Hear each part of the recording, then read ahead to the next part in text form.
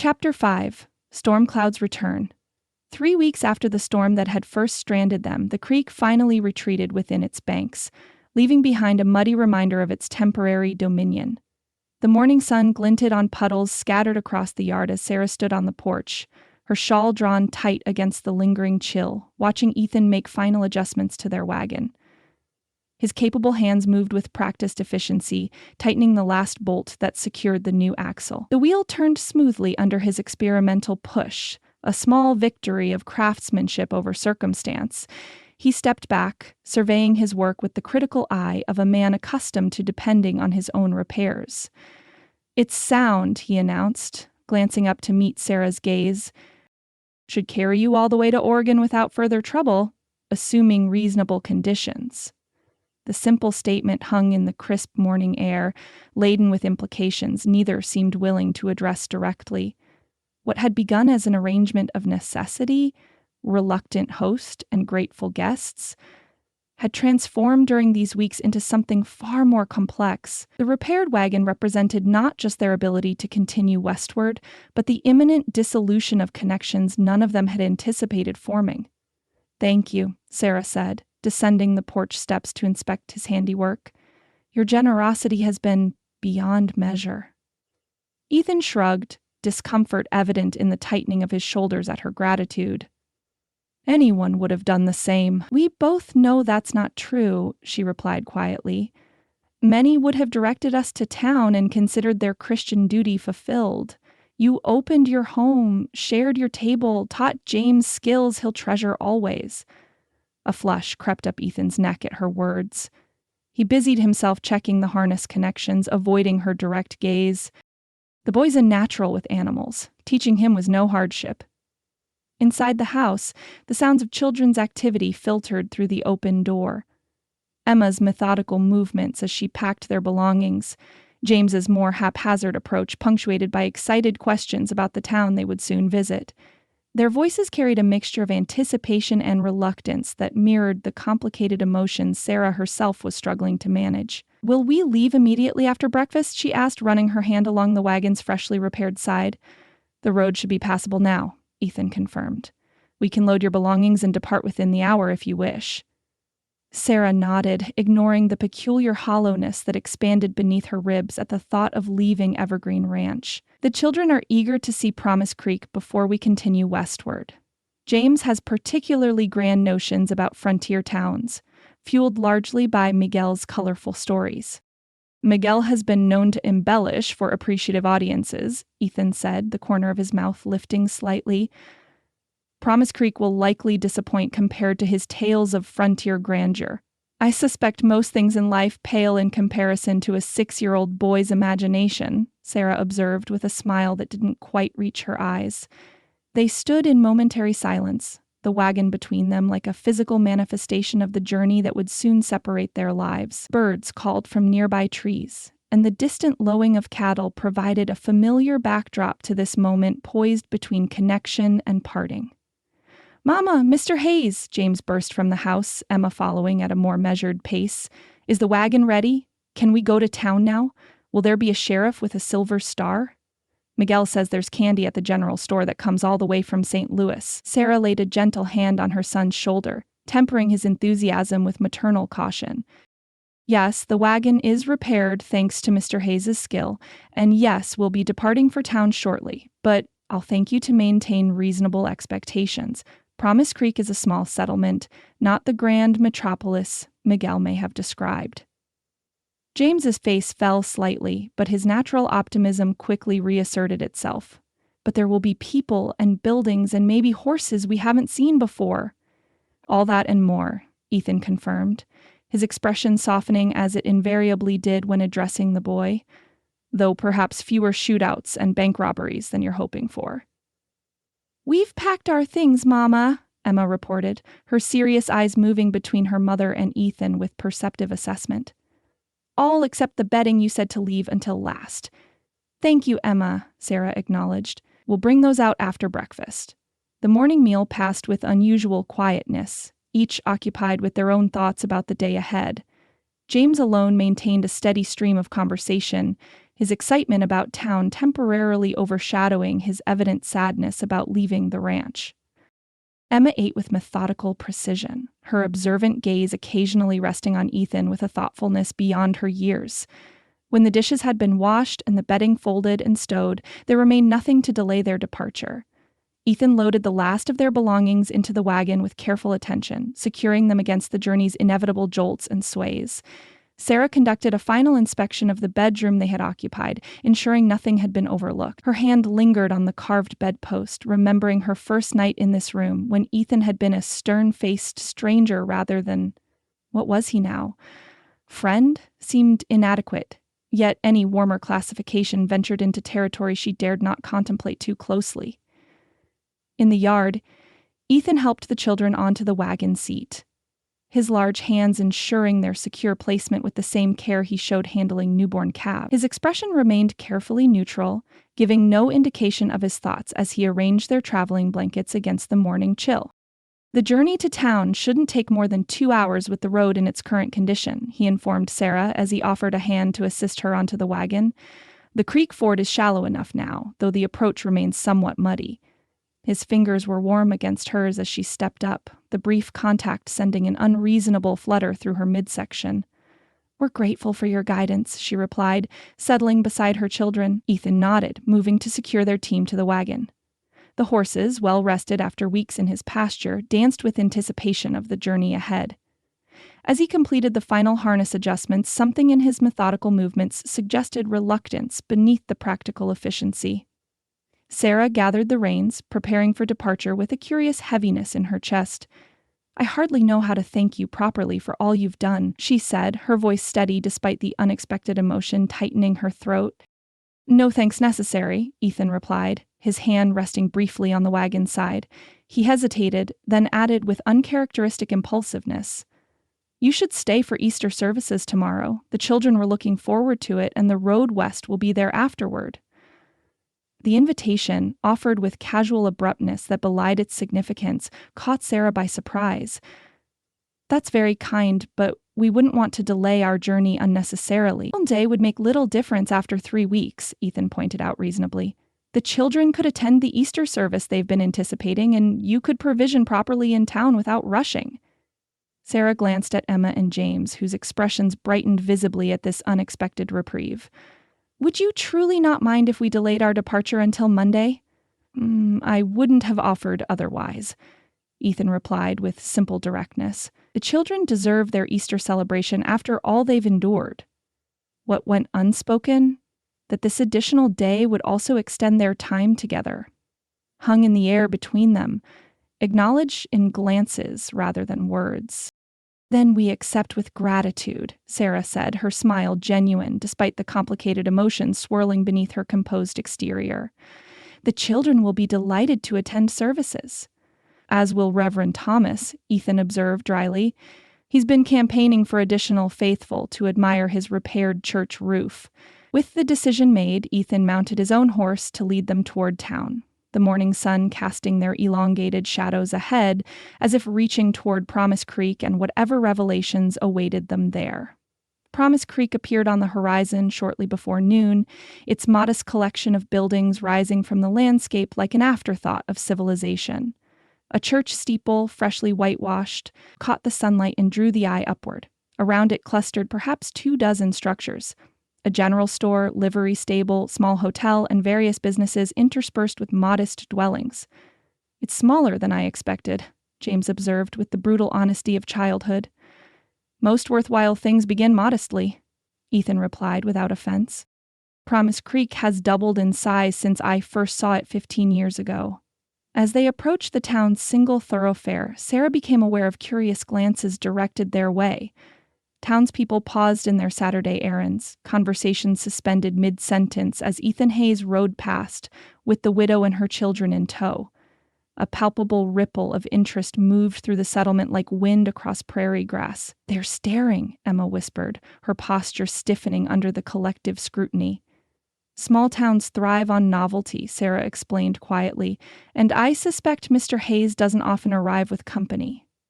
Indeed, Ethan's awareness of the attention was evident in the slight tension of his shoulders, though his expression remained impassive as he guided them toward the general store. A large, weather-beaten sign proclaimed it Wilson's Mercantile and Post, confirming Clara Wilson's family connection to the establishment. The bell above the door jangled as they entered, announcing their arrival to the shop's occupants.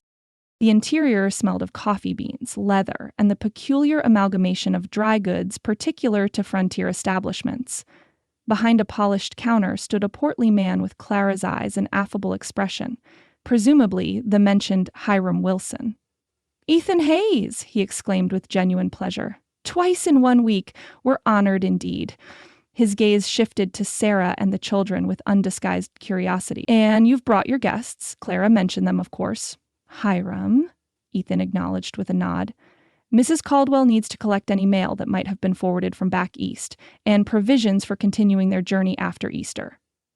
Of course," Hiram agreed, his attention focusing on Sarah with the keen assessment of a man accustomed to measuring customers' needs and means at a glance. "Welcome to Promise Creek, Mrs. Caldwell. Any friend of Ethan's is a friend of ours." "Thank you," Sarah replied, extending her hand. "Your wife has already made us feel welcome with her visits to Evergreen Ranch." A knowing twinkle appeared in Hiram's eye. "Clara does enjoy her neighborly duties," he commented, "particularly when they involve interesting developments." The emphasis on interesting confirmed Sarah's suspicion that their presence at Ethan's ranch had become a topic of community speculation. Before she could formulate a response that might discourage such conjecture, Hiram continued. "Now, about that mail. We do have several items that arrived for you." He moved to a cubbyhole system behind the counter, extracting 3 envelopes and what appeared to be a telegram. "These came by post nearly a week ago, and this wire arrived just yesterday." Sarah accepted the items with a murmured thanks, immediately recognizing her cousin Martha's handwriting on one envelope. The telegram, however, bore the official markings of Western Union. A flutter of unease stirred in her stomach. Telegrams rarely brought trivial news, given their expense.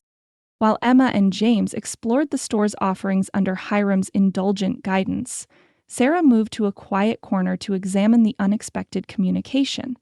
Ethan remained near the counter, ostensibly examining a display of new fishing tackle, though his attention periodically returned to her with barely disguised concern. The telegram's contents confirmed her worst apprehensions. "Arriving Promise Creek April 12.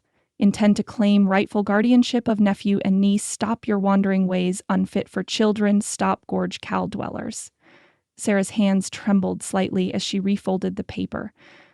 April 12th, just 5 days hence.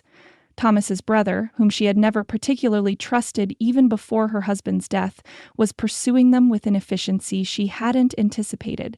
The wall of distance she had hoped to establish between her children and their uncle's grasping influence was crumbling before she'd even reached Oregon.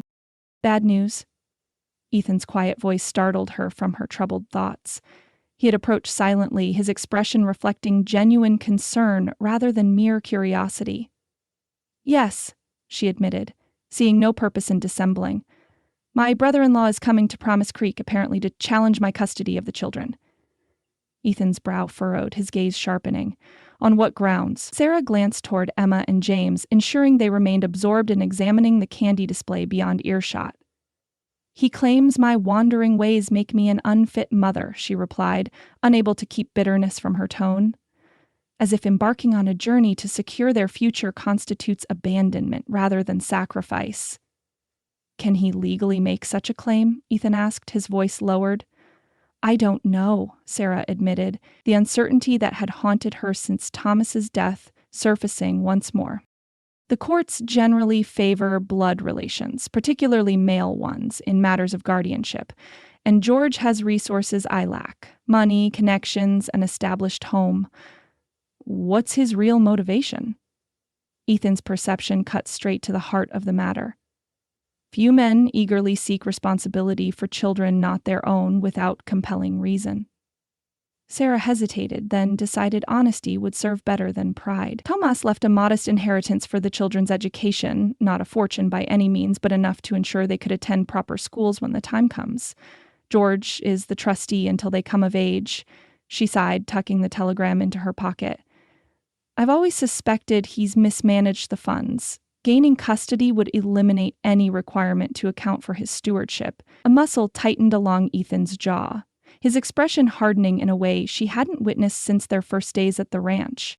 Would use children as pawns in a financial scheme? He would, Sarah confirmed, the old pain of this knowledge washing over her anew. George never approved of Thomas marrying beneath what he considered their proper station. My father was a schoolteacher, not a banker like the Caldwells. When Thomas died, George made it abundantly clear he considered me an unfortunate connection best severed. Yet he seeks custody rather than simply allowing you to remove the children westward beyond his immediate concern. Ethan's analytical mind probed the inconsistency. The further we travel, the more difficult it becomes for him to maintain control of their inheritance, Sarah explained. Oregon's distance from Illinois would necessitate legal correspondence through multiple jurisdictions, possibly exposing his financial manipulations, and the children would eventually come of age beyond his sphere of influence. Understanding dawned in Ethan's eyes, followed by something fiercer, a protective anger that surprised her with its intensity. He won't succeed, he stated with quiet certainty. You can't know that, Sarah responded, though his confidence provided unexpected comfort. The law often favors men of position and wealth over widowed women, regardless of the children's best interests. Promise Creek isn't Chicago or St. Louis, Ethan observed. Frontier communities develop their own sense of justice, particularly regarding those who would harm children or exploit their vulnerability. The implication that the town might rally to her defense against an outsider's claims warmed Sarah despite her practical doubts. I appreciate your confidence, but George can be quite persuasive when it suits his purpose, and a stranger's word against a blood relative's carries little weight in legal matters. Then we must ensure you're not perceived as a stranger by the time he arrives, Ethan replied, his voice carrying a decisiveness that brooked no argument. Easter services tomorrow will introduce you to the entire community. The social gathering afterward will establish your character more effectively than any legal document. Sarah blinked, momentarily taken aback by his strategic thinking, and more significantly by the use of we in reference to her predicament. You would help us with this? It's hardly your concern. Something flickered in Ethan's eyes. Determination mingled with another emotion she couldn't quite identify. The welfare of children is every decent person's concern, he said simply, and your children have become important during their time at Evergreen. The understatement contained volumes that neither seemed prepared to explore further in the general store's public setting. Before Sarah could respond, James bounded over, his earlier disappointment with the town's modest appearance forgotten in the excitement of discovery. "Mama, they have peppermint sticks and horehound candy and licorice whips," he exclaimed, his eyes bright with anticipation. "And Mr. Wilson says there's a real blacksmith shop where they shoe horses and make wagon parts and everything." "Is that so?" Sarah replied, forcing a lightness into her tone that belied her inner turmoil. "Perhaps Mr. Hayes might show you the blacksmith shop while I finish my business here." Ethan recognized her need for a moment's privacy to compose herself after the telegram's disturbing revelations. "I'd be happy to," he agreed, placing a reassuring hand on James's shoulder. "Smith's Forge is particularly impressive during operation. We might catch him shoeing a horse if we're fortunate." Emma, who had approached more sedately, studied her mother's face with characteristic perception. "Is everything all right, Mama? You look troubled." "Just unexpected correspondence, dear heart," Sarah assured her, smoothing a hand over Emma's neatly braided hair. "Nothing that can't wait until we've completed our errands. Why don't you go with James and Mr. Hayes? I'll join you shortly after, discussing provisions with Mr. Wilson." Though clearly not entirely convinced, Emma nodded her acquiescence. "Don't forget we need thread for mending," she reminded practically. "The blue spool is nearly empty." "I won't forget," Sarah promised, watching as Ethan guided her children toward the door with gentle competence that still surprised her after these weeks of observing his interaction with them. As they departed, Ethan glanced back, his expression conveying a silent message of support that steadied her more effectively than words might have done. In that brief exchange lay an understanding that transcended their short acquaintance. She was not alone in facing whatever storm George Caldwell's arrival might bring. When the door closed behind them, Sarah drew a steadying breath and turned back to Hiram Wilson, who had been pretending not to observe their interaction with unconvincing diligence. "Mr. Wilson," she said with newfound resolve, "I find I may need to extend my stay in Promise Creek longer than anticipated. Could you advise me regarding accommodations suitable for myself and 2 children?" Hiram's eyebrows rose with undisguised interest. "The hotel has adequate rooms, though nothing luxurious. But if I might make a personal observation, Mrs. Caldwell," he hesitated, then continued with the directness of a man who had spent his life in small communities where circumlocution served little purpose. "I've known Ethan Hayes for 15 years, watched him withdraw into himself after the war and his parents' passing.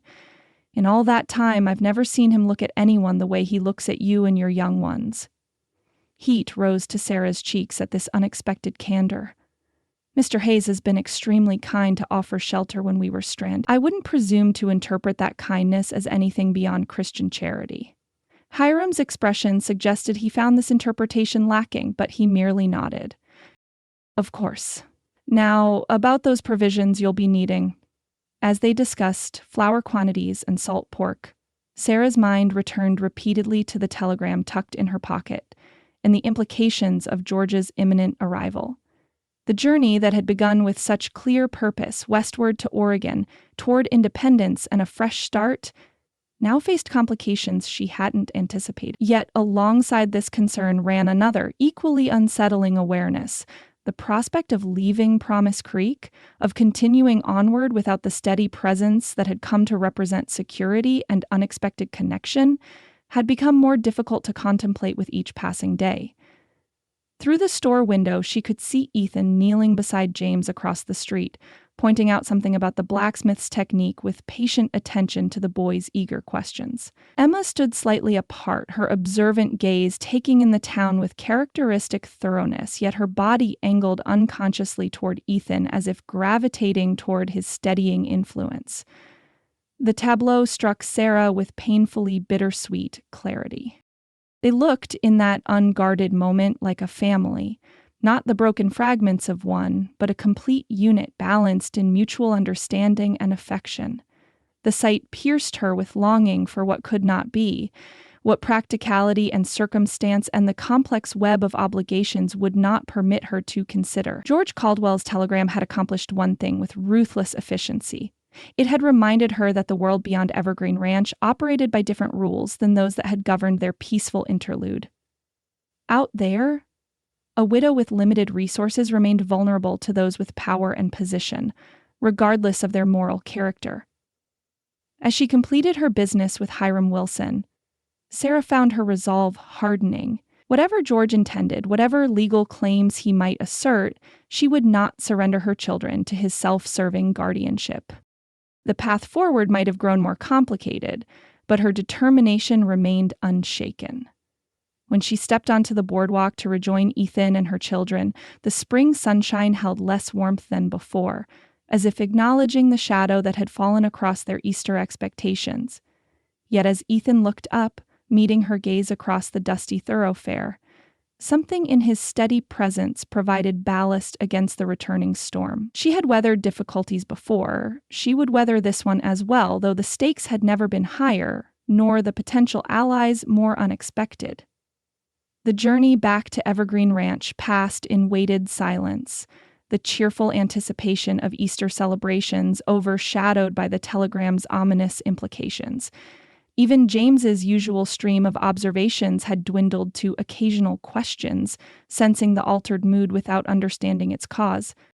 Emma maintained a watchful vigilance, her perceptive gaze shifting between her mother's tense profile and Ethan's unreadable expression as he rode alongside their wagon. By the time they arrived at the ranch, the afternoon sun had begun its westward slide, casting long shadows across the yard.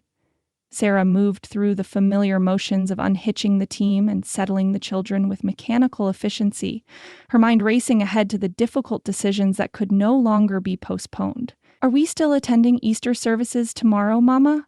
Emma asked as they entered the house, her voice carrying the careful neutrality of a child accustomed to disappointment. Sarah hesitated, torn between conflicting imperatives. I think perhaps we should reconsider our plans, she said gently. Your uncle's telegram suggests we might be wise to continue our journey sooner than anticipated. But you promised, James protested, his lower lip jutting forward. And Mr. Hayes said we could go to the social afterward, with music and dancing and everything. Sometimes circumstances require us to adjust our expectations, Sarah explained, kneeling to meet her son's indignant gaze. Adult responsibilities occasionally take precedence over even the most anticipated pleasures. Is this because of that paper that made you look sad at the store? Emma asked, her perception cutting to the heart of the matter as usual. Sarah sighed, recognizing that partial truth would serve better than evasion with her observant daughter. Yes, it concerns a message from your Uncle George. He's traveling to Promise Creek and may arrive within the week. I don't like Uncle George, James declared with a child's forthright assessment. He smells like cigar smoke and never laughs at jokes. James, Sarah admonished gently, we must speak respectfully of family members, regardless of personal preferences. Though privately, she considered her son's evaluation remarkably astute for one so young.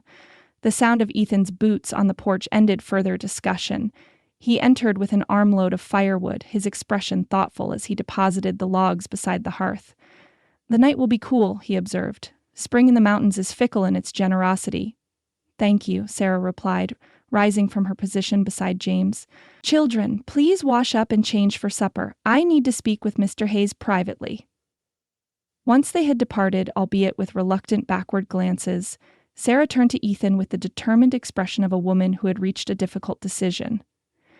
We'll need to leave at first light, she stated without preamble. If we travel swiftly, we can be well beyond Promise Creek before George arrives. Ethan's brow furrowed as he straightened from arranging the firewood. You'd forfeit the children's Easter celebration to flee from a man who has no legal standing here yet? I can't risk confrontation, Sarah explained, pacing toward the kitchen and back, her normally composed movements betraying inner agitation. George has connections, resources I cannot match. In a legal dispute over guardianship, his position as their uncle and their inheritance trustee would carry significant weight. Running confirms the very accusation he levels against you, Ethan pointed out, his tone reasonable yet firm, that your wandering ways make you unsuitable. Sarah's steps faltered at this unassailable logic. What alternative do you suggest? That I remain, allowing him to find us and initiate legal proceedings in a community where we're unknown, without established character or connections? Ethan was silent for a long moment, his gaze following her restless movements with an intensity that might have discomfited her under different circumstances. When he finally spoke, his voice carried a deliberate steadiness that commanded her full attention. Marry me. The two words hung in the air between them, stunning in their simplicity and implications. Sarah's pacing ceased abruptly, her breath catching as she turned to face him. What did you say? She whispered, certain she had misunderstood. Marry me, Ethan repeated, his expression gravely earnest. A widow traveling alone with children presents a vulnerable target for legal manipulation. A married woman with a husband of established position in the community stands on firmer ground. The practical reasoning behind his proposal pierced Sarah's initial shock, revealing the calculated nature of his offer. Her spine stiffened imperceptibly. You suggest marriage as a legal stratagem? I suggest it as a solution to an immediate problem, Ethan clarified, his tone remaining measured despite the extraordinary nature of their conversation. Your brother-in-law would find it considerably more difficult to challenge your fitness as a mother if you had a husband with property and standing in the community.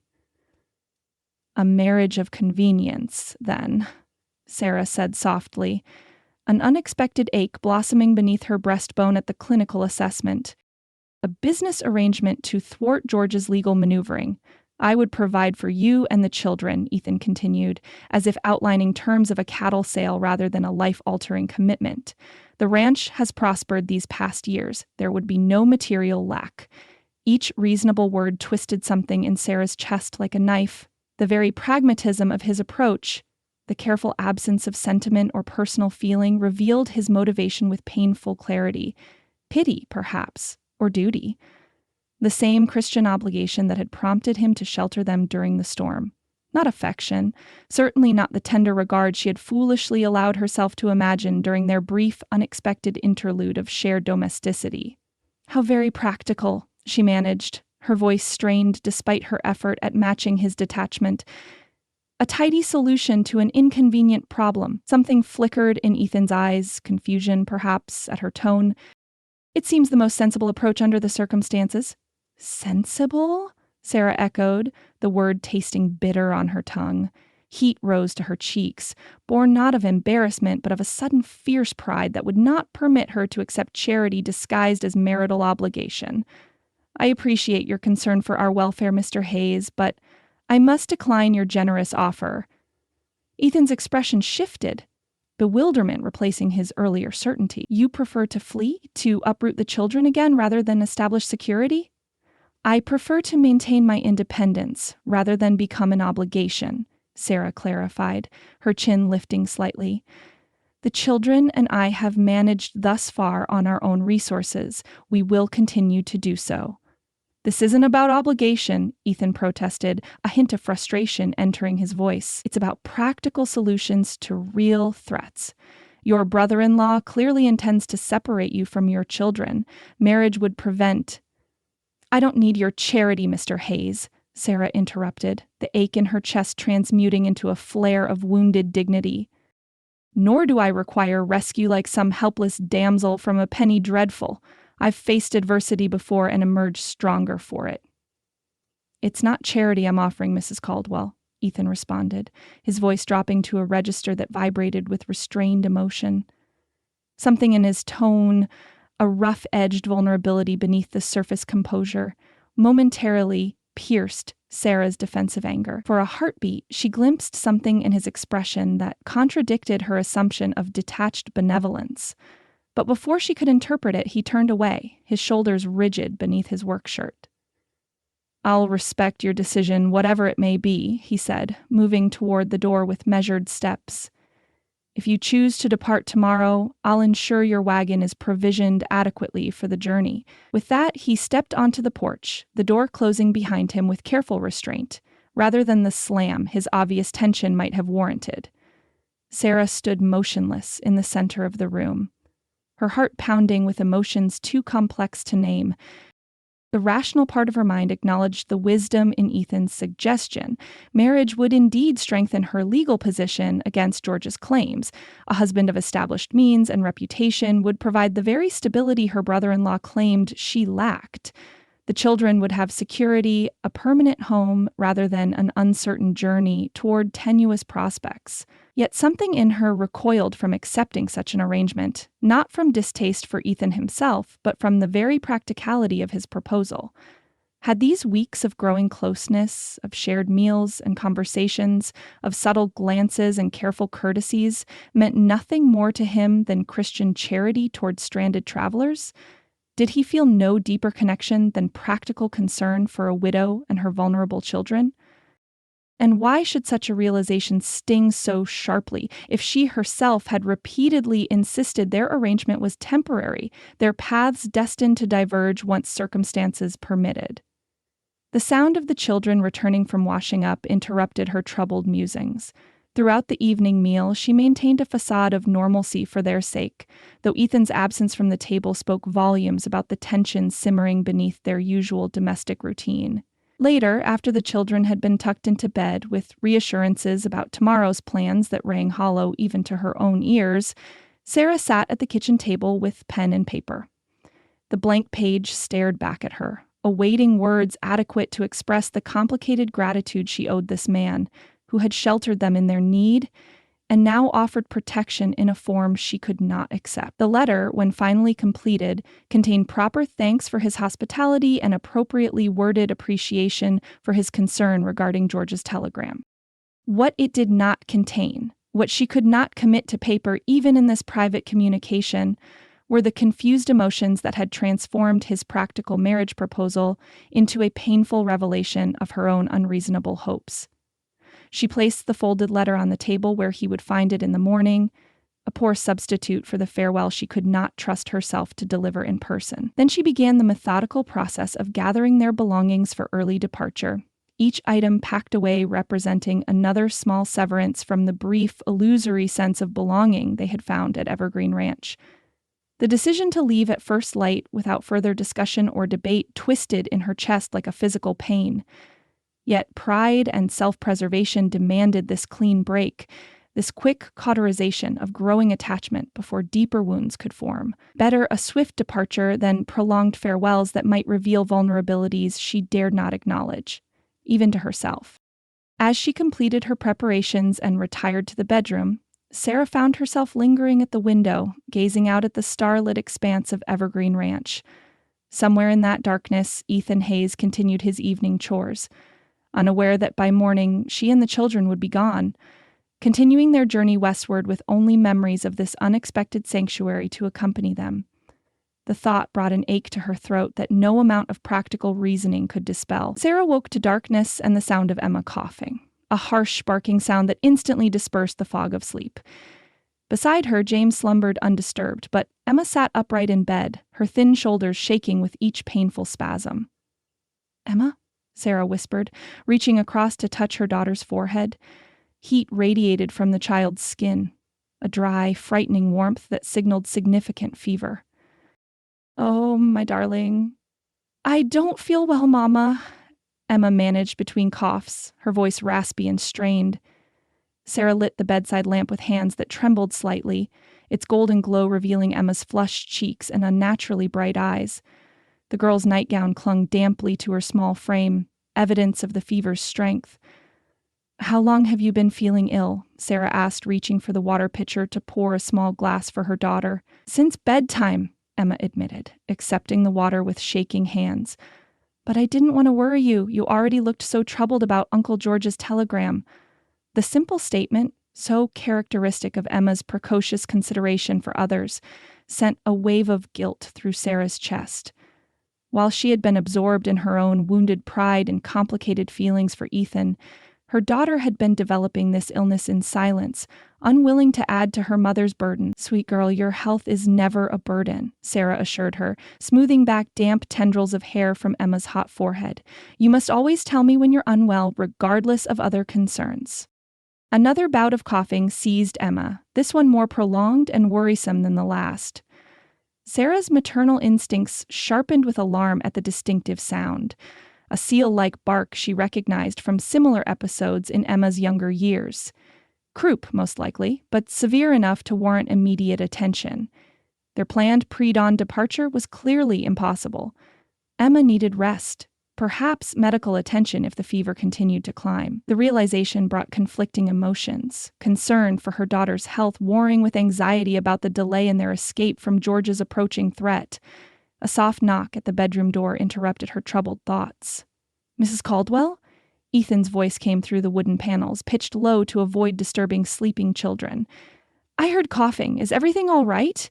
Sarah rose, wrapping her shawl around her nightdress before opening the door a few inches. Ethan stood in the hallway, fully dressed despite the late hour, his expression concerned in the dim lamplight. "Emma has developed a fever and cough," she explained quietly. "I fear it might be croup." "There's a doctor in Promise Creek," Ethan said immediately. "I can ride for him now." The offer, made without hesitation despite their earlier argument and her planned departure, touched Sarah deeply. "It's the middle of the night," she protested weakly, "and the road is still treacherous in darkness." "Ajax knows the way," Ethan replied with simple certainty, "and Dr. Freeman won't begrudge a night call for a sick child." Before Sarah could formulate further objections, another harsh bout of coughing from Emma settled the matter. "I would be grateful," she acknowledged. "She seems quite ill." Ethan nodded, already turning toward the door. "Keep her warm and try steam for the breathing. Kettles of hot water near the bed. I'll return with the doctor as quickly as possible." Within minutes, Sarah heard hoofbeats receding into the night as Ethan rode toward town. She returned to Emma's bedside with renewed focus, her earlier preoccupations subsumed by maternal concern. She stoked the fire in the small bedroom stove, set kettles of water to boil for steam, and prepared cool compresses for Emma's feverish brow. As she tended her daughter through the long night hours, Sarah's thoughts returned repeatedly to Ethan's unhesitating response to their need. Despite her rejection of his proposal, despite her planned departure without proper farewell, he had ridden into the darkness without question when Emma required medical attention. What manner of man offered marriage as a practical solution to legal difficulties, yet also demonstrated such genuine concern for a child not his own? The contradiction troubled her assumptions about his motivations, suggesting complexities she had perhaps been too hasty to dismiss. Dawn had barely begun lightening the eastern sky when hoofbeats announced Ethan's return with the doctor. Dr. Freeman proved to be a gray-haired man with kind eyes and capable hands, his examination of Emma thorough despite the early hour and hasty summons. "Croup, as you suspected," he confirmed after listening to Emma's chest with his stethoscope. A relatively common childhood affliction, though certainly frightening for all concerned. "Is it serious?" Sarah asked, her hand finding Emma's smaller one atop the quilt. "It can be," the doctor acknowledged candidly, "but your daughter appears to have a strong constitution. The steam treatments were exactly right. They've kept the swelling in her throat from becoming dangerous." Relief washed through Sarah like a physical tide. "What treatment do you recommend?" "Continue the steam, plenty of fluids, and complete rest," Dr. Freeman instructed, measuring powder from a small tin into a paper twist. "This will help reduce the fever. Mix it with honey if available. Makes the medicine more palatable for little ones." "How long before she can travel?" Sarah asked, accepting the medication with murmured thanks. The doctor's bushy eyebrows rose slightly. "Travel? I wouldn't recommend any journey for at least 4 or 5 days, Mrs. Caldwell. Possibly a week, depending on how quickly the inflammation subsides." The time frame, extending beyond George's expected arrival, sent a flutter of anxiety through Sarah's chest. Yet Emma's health must take precedence over her fears about her brother-in-law's intentions. Some battles could be postponed. A child's recovery could not. While the doctor completed his examination, Sarah became aware of Ethan's quiet presence in the doorway, his expression a blend of concern and something less definable as he watched Emma answer the doctor's gentle questions. The lines of fatigue around his eyes testified to his sleepless night and hard ride, yet he had made no complaint, sought no gratitude for his efforts. After Dr. Freeman departed with promises to return the following day, Ethan accompanied Sarah to the kitchen, where she prepared a pot of strong coffee for them both. The familiar domestic routine felt oddly poignant in light of her abandoned plans for departure. "Thank you for fetching the doctor," she said, setting a steaming cup before him at the table. "Your quick action was a tremendous comfort." Ethan acknowledged her thanks with a slight nod, his hands cradling the coffee mug as if drawing warmth from its heat. "Emma is a special child. Any decent person would have done the same." "Nevertheless, I'm grateful," Sarah insisted, especially considering she hesitated, then continued with careful honesty. "Especially considering I had planned to leave this morning without proper farewell." Ethan's gaze lifted to meet hers, his expression revealing no surprise at this admission. "I found your letter after you retired last night." The simple statement hung in the air between them, laden with unspoken implications. He had known of her planned departure, yet still ridden through darkness for Emma's sake, still returned to offer quiet support rather than recrimination.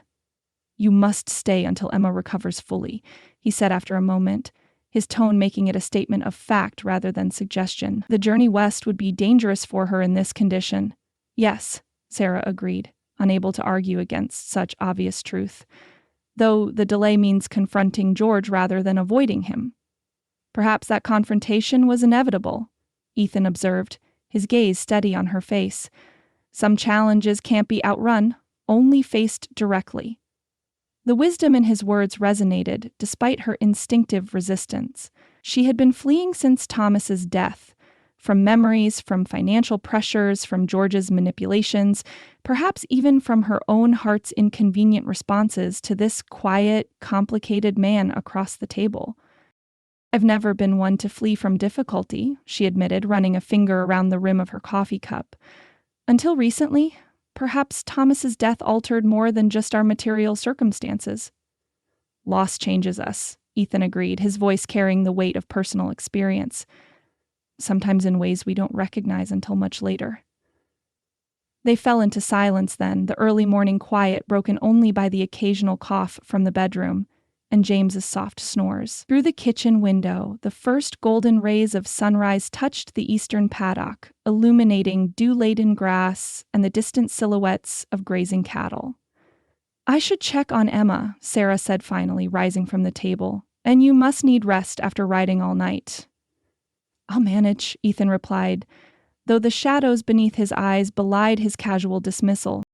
Ranch chores don't wait for convenient timing. As Sarah turned toward the bedroom, his voice stopped her. "Sarah?" The rare use of her given name spoken in that particular tone compelled her to meet his gaze once more. "About yesterday. My proposal." She felt heat rise to her cheeks at the memory of their argument. "There's no need to revisit uncomfortable topics. The situation was unusual. We both spoke hastily." "No," Ethan contradicted quietly. "I spoke incompletely. You misunderstood my intentions, and I failed to clarify them properly." The direct address stirred both apprehension and curiosity in Sarah's breast. What was there to misunderstand? You offered a practical solution to a difficult problem. It was considerate, if unnecessary. Ethan's expression suggested her interpretation still missed some essential truth, but he seemed to struggle with articulating it directly. "The practical benefits were real," he acknowledged, "but they weren't my primary motivation." Sarah's pulse quickened inexplicably. "What was then?" Ethan rose from the table, moving to stand before the window, where dawn light illuminated the strong planes of his face and the uncharacteristic uncertainty in his eyes. "I've grown accustomed to your presence here, yours and the children's. The thought of your departure," he paused, seeming to search for adequate words. "It was unwelcome." The simple admission, delivered with such evident difficulty, touched Sarah more deeply than florid declarations might have done. This man, so comfortable with physical challenges yet so reticent with emotional expression, was attempting to convey something that clearly lay beyond his usual vocabulary. "I'm not skilled with words that don't concern cattle or crops," Ethan continued, his gaze fixed on the landscape beyond the window rather than her face. "My proposal was poorly expressed, making it sound like mere practicality when in truth it was something else." "Something else," Sarah echoed softly, scarcely daring to interpret his meaning too precisely. Ethan turned from the window then, meeting her eyes with direct intensity that sent warmth cascading through her chest. "It wasn't charity I offered yesterday, Sarah, nor was it simply practical assistance, though both elements existed. It was..." He hesitated again, then finished simply, "the best future I could imagine for myself after believing such possibilities were long past." The confession, delivered with such unadorned honesty, stole Sarah's breath more effectively than any practiced declaration. In those few words lay revealed the essence of the man himself, straightforward, unembellished, yet profound in the depths beneath his quiet surface. "I frightened you with such talk," he observed, correctly reading her momentary speechlessness. "That wasn't my intention." "Not frightened," Sarah managed, finding her voice despite the emotion tightening her throat. "Surprised, perhaps, and uncertainty." "Uncertainty is natural," Ethan acknowledged. "You've known me mere weeks under unusual circumstances, and your prior experience with marriage was apparently worth holding as a standard." The reference to Thomas brought both warmth and pain to Sarah's heart. He was a good man, a loving father. "As he should have been," Ethan agreed without resentment. "His memory deserves honor, just as your future deserves consideration beyond immediate pressures or threats." In that statement lay both respect for her past and gentle hope for possibilities beyond present difficulties, a balance few men would have thought to express. Yet it also contained implicit acceptance of her earlier rejection, a willingness to step back that demonstrated consideration for her feelings above his own hopes. "I've learned to be cautious with trust," Sarah admitted, the early morning hour and their shared vigil for Emma creating an atmosphere where honesty seemed less daunting than it might have in full daylight. "Especially where the children's welfare is concerned, as any good mother should be," Ethan affirmed. "Trust requires time and demonstration, not merely words or impulsive offers. The simple wisdom of this observation settled something within Sarah's confused emotions. He wasn't pressing for immediate response or commitment, merely clarifying what had been left ambiguous in their previous exchange. "The children need stability," she said after a moment, her thoughts aligning into clearer patterns. "Yet our situation now requires flexibility, adaptability to changing circumstances." "Life on the frontier demands both qualities in equal measure," Ethan observed. "Roots must be strong, yet supple enough to bend with storms rather than breaking."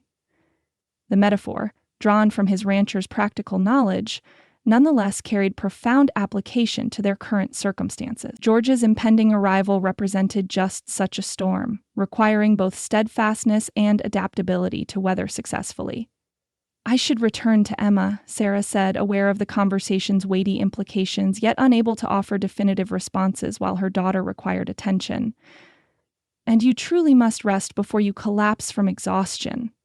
Ethan nodded, accepting her gentle redirection without protest. "We'll speak more when you're ready. Emma's recovery takes precedence now." As Sarah turned toward the bedroom, a thought struck her, compelling her to pause once more. "Ethan," she said, the use of his given name feeling simultaneously foreign and natural on her tongue. "Thank you for your honesty. It's a rare quality, and one I value highly." Something in his expression lightened at her words, a tension easing from shoulders that had carried unacknowledged weight throughout their conversation. "Rest well, Sarah. I'll check on you and Emma later." As they parted, she toward her ailing daughter, he toward his delayed ranch chores, something subtle had shifted between them. No promises had been exchanged, no commitments altered, yet understanding had deepened in ways that transcended explicit declaration.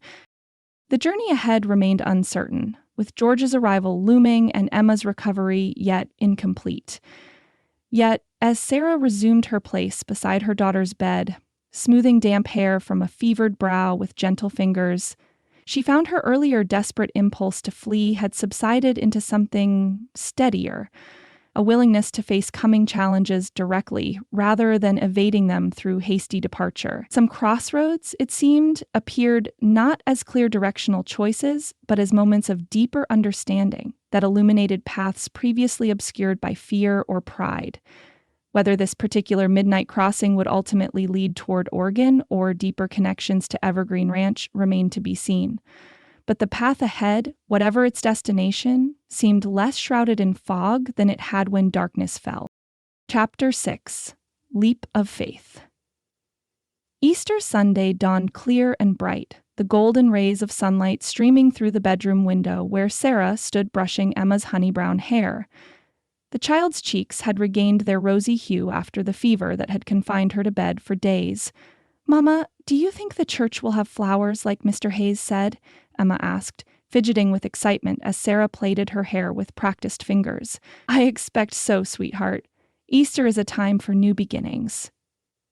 Sarah secured the braid with a blue ribbon that matched Emma's best dress, smoothing it over her shoulders. "Now hold still while I tie this properly." Emma beamed up at her mother. "I feel much better today. God must have known I didn't want to miss Easter." Sarah smiled, though her heart was heavy with indecision. The telegram about George's imminent arrival weighed on her like a stone. Each passing day brought them closer to a crossroads she wasn't prepared to face. Her fingers trembled slightly as she adjusted Emma's collar. "James?" she called through the open door. "Are you dressed properly? We mustn't keep Mr. Hayes waiting." Her son appeared in the doorway, his usually tousled hair slicked down with water and his shirt tucked neatly into trousers that were beginning to show their age. Still, he looked handsome and so much older than his 8 years. "Is Mr. Hayes really coming with us, Mama?" James asked, his eyes bright with hope. "He said he might," Sarah answered cautiously, not wanting the children to be disappointed. Ethan had mentioned possibly accompanying them to town, but she hadn't wanted to count on it. The man was as unpredictable as April weather. She smoothed down her own serviceable navy dress, wishing fleetingly for something finer. The garment had seen better days, but it was the best she had. Sarah had spent the previous evening pressing it with heated irons, determined they would all look respectable despite their circumstances. The sound of heavy footsteps on the porch drew their attention. James rushed to the window and let out a whoop of delight. "He's wearing his Sunday suit, Mama. He is coming with us." Sarah joined her son at the window, her breath catching at the sight of Ethan Hayes standing awkwardly on his own porch. The black suit transformed him from rugged rancher to distinguished gentleman. He'd trimmed his beard and slicked back his hair, revealing more of his strong features. A hint of discomfort showed in his posture, like a wild creature unused to confinement. When they emerged from the bedroom, Ethan was waiting in the main room, hat in hand. His eyes widened slightly at the sight of them, and Sarah felt a flush rise to her cheeks under his gaze. "You all look mighty fine this morning," he said, his voice gruff. "As do you, Mr. Hayes," Sarah replied, surprised by the sincerity in her own voice. Ethan cleared his throat. "Thought I'd ride along to town, if that's agreeable. Been some time since I attended service." Sarah nodded, understanding the magnitude of what he was offering. In the weeks they'd stayed with him, he'd never once mentioned attending church. His Bible had remained untouched in the drawer where she'd discovered it. "We'd be honored to have your company," she said softly. The morning air carried the scent of wildflowers and new grass as they climbed into the wagon. Ethan had hitched his best team, their coats brushed to a shine that matched the polished harness. As they set out down the dusty road, Emma began to sing in her clear, sweet voice. "Christ the Lord is risen today, alleluia," James joined in, his boyish voice cracking on the high notes. Sarah smiled, adding her alto to the children's melody as the wagon wheels creaked a steady rhythm beneath them. She noticed Ethan's fingers tapping against his knee, his eyes fixed on the road ahead. The third time through the chorus, his deep baritone joined their voices, hesitant at first, then gaining confidence with each measure. The sound enveloped them like a benediction. Sarah stole a glance at Ethan's profile, catching the ghost of a smile playing at the corners of his mouth. Something had shifted in him, like winter ice giving way to spring thaw. The rigid set of his shoulders had relaxed, and the perpetual furrow between his brows had smoothed. "You have a fine voice, Mr. Hayes," she remarked during a pause between hymns. "My mother insisted we sing every evening after supper," he replied, the memory softening his features further. "Haven't had much cause for singing these past years." "Well, I'm glad you found cause today," Sarah said, her eyes meeting his briefly before returning to the road ahead. The children launched into another hymn, their voices carrying across the greening fields. For this moment, at least, Sarah allowed herself to set aside her worries about tomorrow. The morning sun warmed her face, the children's voices lifted her spirit, and Ethan's presence beside her felt surprisingly right, as if the vacant space had always been meant for him. The church in Promise Creek was a modest white clapboard building with a small steeple that caught the morning light. Easter Sunday had drawn nearly every resident in the area, and wagons lined the packed dirt area that served as a yard. Children in their Sunday best darted between adults, while women in bonnets exchanged greetings, and men stood in small groups discussing crops and weather. A noticeable hush fell over several conversations as Ethan helped Sarah down from the wagon. The sight of Ethan Hayes in his Sunday suit, arriving with a woman and 2 children, was apparently worthy of raised eyebrows and whispered comments. "Why, Ethan Hayes?" called Clara Wilson, approaching with her lace handkerchief fluttering like a signal flag. "If you aren't a sight for sore eyes, I declare, we haven't seen you in church since before you went off to war." Ethan shifted uncomfortably, his hat in his hands. "Mornin', Mrs. Wilson." Clara turned her assessing gaze to Sarah and the children. "And Mrs. Caldwell, you and your little ones look absolutely charming. My. Isn't this a blessed day? Such miracles spring brings, drawing all sorts of folks together." Her emphasis left little doubt about her meaning, as her eyes darted between Sarah and Ethan. Sarah felt heat rising to her cheeks, but maintained her composure. "The changing seasons do have a way of bringing renewal, Mrs. Wilson. Shall we head inside? I believe the service is about to begin." Ethan offered his arm, surprising Sarah. She placed her hand lightly upon it, feeling the solid strength beneath the formal suit. The children followed close behind as they navigated through the crowd toward the church entrance. Inside, the simple sanctuary was transformed by Easter decorations. White lilies graced the altar, and pots of spring wildflowers lined the windowsills. Sunlight streamed through the clear glass windows, creating pools of gold on the worn wooden floors. They found a pew near the back, but their presence didn't go unnoticed. Heads turned, and whispers followed them. Ethan sat stiffly at first, his shoulders squared as if preparing for battle rather than worship. Reverend Thomas approached them before taking his place at the pulpit, his weathered face creasing with genuine pleasure. "Ethan, it does my heart good to see you here today," he said, clasping the younger man's hand. "And Mrs. Caldwell, children, welcome to our Easter celebration." The small reed organ wheezed to life, and the congregation rose for the opening hymn. Sarah noticed Ethan hesitating, fumbling with the hymnal. She discreetly helped him find the page, their fingers brushing momentarily. The brief contact sent a curious warmth up her arm. As the congregation sang, Ethan's voice remained silent at first, but by the second verse, his deep baritone emerged, tentative at first, then stronger. By the final chorus, his voice resonated confidently beside Sarah's alto, the harmonies blending in a way that felt both natural and extraordinary. Several heads turned at the sound, including Clara Wilson's, whose expression shifted from surprise to speculation. Reverend Thomas took his place at the pulpit, his gaze sweeping over the congregation before settling on the Bible before him. "Today we celebrate the greatest promise ever fulfilled," he began. "The promise of resurrection, of life renewed. In our lives, we often face winters of the soul, times when all seems lost, when our faith withers like autumn leaves." Sarah felt rather than saw Ethan tense beside her. The Reverend's words seemed to reach directly into the private corners of their lives. "But Easter reminds us that no winter lasts forever," the minister continued. "God offers each of us the chance to begin again, to find new purpose when we believed all hope was lost." Emma leaned against Sarah's arm, while James sat unusually still, absorbing the words. Sarah stole a glance at Ethan, finding his expression unreadable, but his attention fixed on the Reverend's words. "Second chances come in many forms," Reverend Thomas said, his voice warming. "Sometimes through the kindness of strangers who become friends. Sometimes through children who remind us of life's simple joys. Sometimes through unexpected journeys that lead us exactly where we need to be, though it may not be where we thought we were heading." Sarah's throat tightened with emotion. The Reverend couldn't possibly know how precisely his words applied to their situation, yet each sentence seemed crafted for them alone. The service continued with prayers and scripture readings.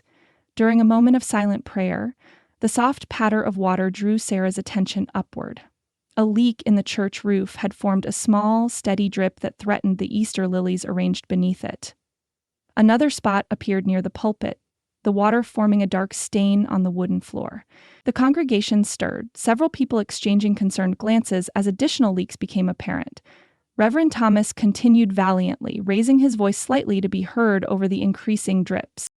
"Let us now give thanks for the blessings of this Easter season, for the renewal of—" A particularly large drop splashed directly onto his Bible, interrupting his words. Ethan rose suddenly to his feet. "Reverend," he called, his voice carrying through the church, "I couldn't help but notice your roof situation." Sarah stared up at him, startled by his public interruption. "I'd like to organize some repairs next week," Ethan continued, his voice growing more confident. "Got plenty of timber seasoning in my barn that would serve well. Figure with a few men from town helping, we could have it sound before the next rain." A murmur rippled through the congregation. Sarah watched the faces around them transform from surprise to approval. Reverend Thomas's expression was one of undisguised gratitude. "Why, Ethan, that's most generous," the minister replied. "I'm certain we can find willing hands to assist." "Count me in," called a voice from across the aisle. "Been meaning to see to that roof for months now." "I'll bring provisions for the workers," another man offered.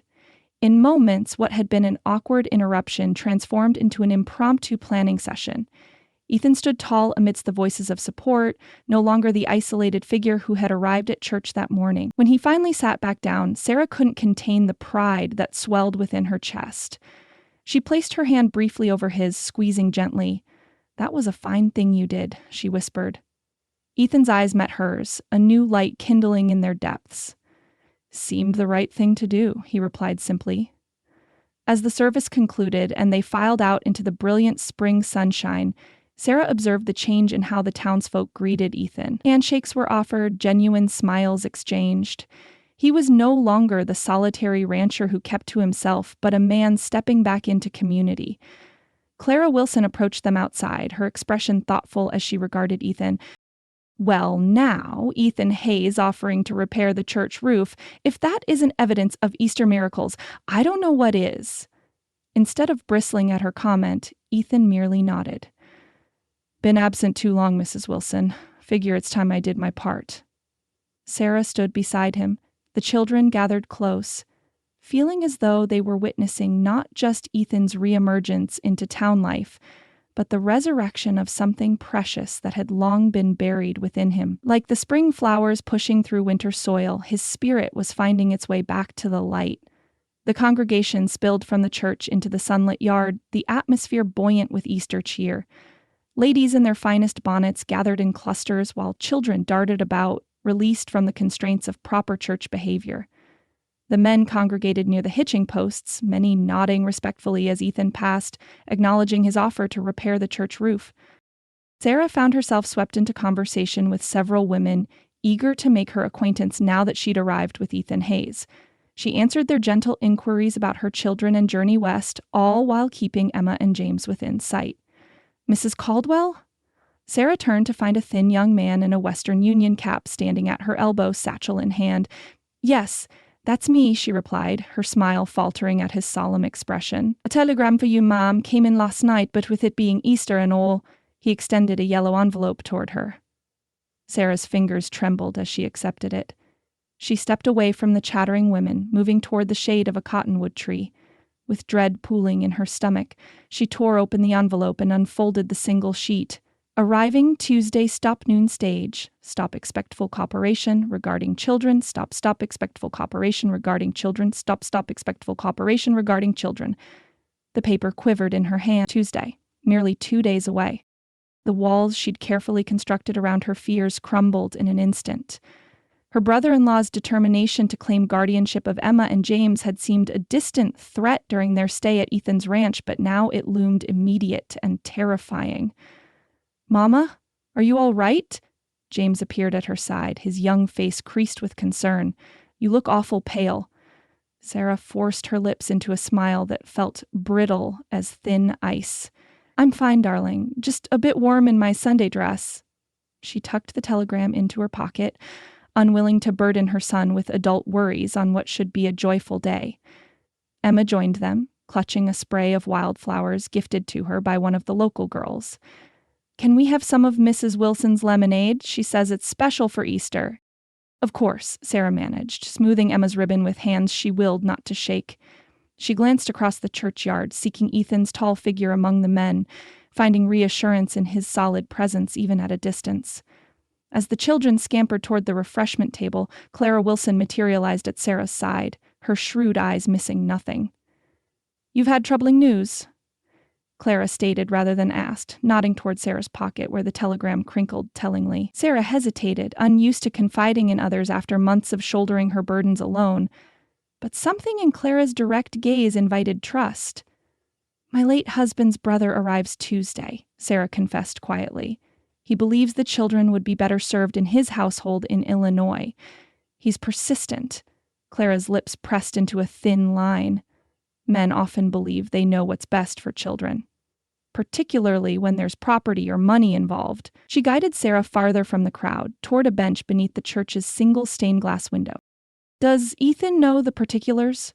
Some, Sarah admitted, though I've been reluctant to impose further upon his kindness. Clara studied her with unexpected gentleness. Did you know my brother served with Ethan in the war? Sarah shook her head, surprised by this sudden shift in conversation. Matthew wrote home regular-like, told us about the men in his company, including a quiet fellow from Montana Territory named Hayes. Clara smoothed her skirts, her eyes distant with memory. And a brave Illinois man named Thomas Caldwell. Sarah's breath caught. Thomas? My husband? Clara nodded slowly. When Matthew fell, it was your Thomas who pulled him to safety. He did the same for Ethan at Shiloh, though it cost him dearly. I don't understand, Sarah whispered, her mind struggling to connect these strangers to her gentle, scholarly husband, who'd rarely spoken of his war experiences. Then took a mini ball meant for your husband's captain, Clara continued. Would have died there in the mud if Thomas hadn't dragged him behind the lines. Thomas caught a ball in his shoulder doing it. The wound that never healed proper, I expect. Sarah pressed her hand to her mouth. Thomas had carried that wound throughout their marriage, the weakened shoulder that often pained him during damp weather and had contributed to the pneumonia that finally took him. Yet he'd never once mentioned saving Ethan Hayes. Thomas never told me, she whispered. Not once in all our years together. Clara's eyes softened. Some men can't speak of such things. My brother said Thomas was the finest man he knew, quiet about his own bravery but fierce in defense of others. Sarah's gaze drifted to where Ethan stood speaking with Reverend Thomas, sunlight gilding his profile. Of all the ranches in the vast Montana territory, the storm had stranded them at this one, the home of a man whose life her husband had saved. It seems impossible, Sarah murmured, that fate should lead us here of all places. Providence works in mysterious ways, Mrs. Caldwell. Clara patted her hand. I'm not one for meddling. Despite her distress, Sarah couldn't suppress a small, knowing smile at this transparent falsehood. But I believe you should know that Ethan Hayes hasn't looked at another soul the way he looks at you since he returned from the war. And I've never seen him with children before your James and Emma came along. Clara rose, smoothing her skirts. Just something to consider when weighing your choices. Sarah remained on the bench after Clara departed, the telegram burning in her pocket while a new understanding bloomed in her heart. What she had attributed to coincidence now seemed touched by something greater, as if Thomas himself had guided their broken wagon to the very man whose life he had saved, entrusting his family to hands he knew to be honorable. She watched her children laughing in the Easter sunshine, their faces alight with joy that had been absent in the difficult months following their father's death. And she observed Ethan, gradually shedding the mantle of solitude as he spoke with his neighbors, his posture more open than she'd ever seen it. For the first time since receiving George's initial letter, Sarah felt something beyond fear when contemplating the future. A flicker of possibility, fragile as an eggshell but infinitely precious. The wagon creaked along the rutted road toward Evergreen Ranch, the afternoon sun casting long shadows across the greening fields. The festive atmosphere of town had given way to a companionable silence, broken only by the horses' steady hoofbeats and the occasional call of a meadowlark. Sarah sat beside Ethan on the wagon seat, her thoughts still whirling with Clara's revelation and the telegram's threat. The children dozed in the wagon bed behind them, exhausted from the excitement and rich food of the Easter celebration. As the ranch house came into view, silhouetted against the azure sky, Emma and James stirred, exchanging conspiratorial glances. "Can we run ahead, Mama?" Emma asked, suddenly alert. "We need to fetch something from the barn." Sarah raised an eyebrow at their poorly concealed excitement. "What mischief are you two planning?" "It's not mischief," James protested. "It's Easter surprises. We've been working on them all week when you were busy with the garden." Ethan pulled the wagon to a halt in the yard. "Best let them go," he advised, the corner of his mouth quirking upward. "They've been mighty secretive these past days." The children scrambled down before Sarah could respond, racing toward the barn with unusual purpose. She watched them go, their eager movements bringing a smile to her weary face. "They're good children," Ethan observed, setting the brake. "You've raised them well." "Thomas would be proud of them," Sarah replied, then hesitated. "Ethan, there's something I learned today about you and Thomas." His hands stilled on the reins. "What do you mean?" "Clara Wilson told me her brother served with you both." Sarah turned to face him fully. "She told me Thomas saved your life at Shiloh." Ethan's expression shuddered, the openness he'd displayed throughout the day vanishing behind a wall of carefully controlled features. He stared straight ahead, jaw working silently. "Why didn't you tell me?" Sarah asked softly. For a long moment, he didn't answer. When he finally spoke, his voice emerged rough as stone against stone. "Didn't seem right to claim acquaintance with a man who—" He drew a deep breath. "A better man than I ever was." Sarah waited, sensing there was more he needed to say. I lost my faith in that war, Ethan continued, his eyes fixed on the distant mountains. Lost it in the blood and the screaming and the senseless waste of it all. When Thomas dragged me to safety, took a bullet meant to finish me, I couldn't understand why God would spare a bitter, faithless soldier like me and wound a decent man like your husband. The wagon creaked as he shifted, finally meeting her gaze. Then I came home to find my parents both taken by fever, buried side by side in the cemetery I never visited. The ranch they'd built with such hope standing empty, his hands clenched on his thighs. I'd survived when better folk hadn't. Couldn't make sense of it. Sarah saw the years of isolation in his eyes, the self-imposed penance of a man who couldn't reconcile his survival. When your wagon broke down in my yard, when I saw Thomas Caldwell's widow and children stranded in the storm, Ethan's voice faltered. It felt like judgment, like I was finally being called to account for living when he didn't. Oh, Ethan, Sarah murmured, understanding washing over her like a wave. She reached across the space between them, her fingers closing over his work-roughened hand. Thomas wouldn't see it that way at all. He lived by believing every life had purpose. Ethan looked down at their joined hands, vulnerability raw in his expression. My husband would be glad to know his sacrifice mattered, Sarah continued gently, that the man he saved found his way back to faith and community, that his actions that day at Shiloh rippled forward to this moment, to you helping his family when we needed it most. You can't know that, Ethan whispered. I knew Thomas better than anyone, Sarah replied with quiet certainty. He believed God's hand was in all things, even the painful ones we couldn't understand. Her thumb traced small circles against his calloused palm. Perhaps it wasn't chance that brought us to your door. Perhaps it was providence. Before Ethan could respond, exuberant shouts erupted from the direction of the house. Mama, Mr. Hayes, come quick, James called, waving frantically from the porch. Ethan helped Sarah down from the wagon, his touch lingering a moment longer than necessary. The unspoken weight of revelation hung between them as they approached the house. The children had transformed the front yard. Colored eggs nestled in the new spring grass, some dyed with berry juice in mottled purples and blues, others decorated with charcoal designs, small handmade tokens, a carved wooden horse for Ethan, a bouquet of carefully dried flowers for Sarah, waited on the porch steps. We made an Easter egg hunt, Emma announced proudly, like the one Papa made for us last year. Sarah felt her throat tighten with emotion. Thomas had indeed hidden eggs throughout their small Illinois garden the Easter before his death, delighting in the children's excited search.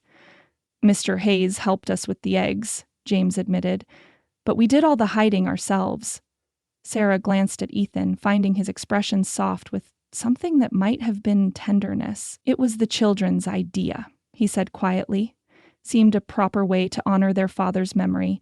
The simple understanding in his words, that he recognized their need to maintain connections to Thomas even while forming new bonds, touched Sarah deeply. As the children darted about the yard, exclaiming over each discovered egg, Sarah and Ethan stood shoulder to shoulder on the porch steps. The late afternoon sunlight bathed everything in golden warmth, from the weathered boards beneath their feet to the distant peaks that rimmed the valley. "What will you do about your brother-in-law?" Ethan asked, his voice pitched low for her ears alone. Sarah squared her shoulders. "I don't know yet, but I won't let him take my children." Ethan nodded, his gaze following Emma as she knelt to examine a particularly vibrant egg. "You won't face him alone," he promised simply. The weight that had pressed upon Sarah's chest since the telegram's arrival eased slightly. She still stood at a crossroads, the future uncertain as spring weather. But for this moment, watching her children's joy in the shadow of this steadfast man, she felt something settle within her spirit. Not answers, but a tentative peace. "Look, Mama," Emma called, holding up an egg painted with careful blue stripes. "It matches your dress." Sarah smiled, stepping forward to admire her daughter's discovery. Behind her, she sensed, rather than saw, Ethan's answering smile. Felt the subtle shift as he moved from observation to participation, joining the children in their Easter celebration. The telegram remained in her pocket, Tuesday's reckoning still to come. But here in this unexpected haven, bathed in Easter's promise of renewal, Sarah allowed herself to hope. Not with the desperate, fragile hope that had sustained her through the winter of grief, but with something stronger. A hope tempered by shared burdens and newfound trust. Chapter 7. Facing the Storm. The flame of Sarah's lamp guttered as she made another careful stitch, her fingers moving with practiced precision despite the late hour. The household had long since gone quiet, with only the occasional snap from the banked fire breaking the stillness. Outside, an owl called mournfully into the darkness. Sarah paused, rubbing her tired eyes before returning to the task at hand. She had spent the evening mending James's best shirt and adding fresh lace to Emma's collar. Tomorrow, when George Caldwell stepped down from the stage, her children would appear as the well-cared-for, respectable little ones they were. Not the bedraggled travelers he might expect to find. In her lap lay Thomas's pocket watch, its golden surface reflecting the lamplight. She'd polished it to a high shine, determined to wear it on a ribbon around her neck when she faced her brother-in-law, a subtle reminder of whose wishes truly mattered regarding the children's future. The floorboard outside her door creaked, and Sarah looked up, expecting to see Emma seeking comfort from a bad dream. Instead, she heard only hushed whispers and the soft padding of retreating footsteps. The children had been unusually secretive these past 2 days, disappearing into the barn with Ethan for hours at a time. With a final knot, Sarah completed her mending and set it aside. She moved to the window, drawing back the curtain to gaze at the star-filled Montana sky.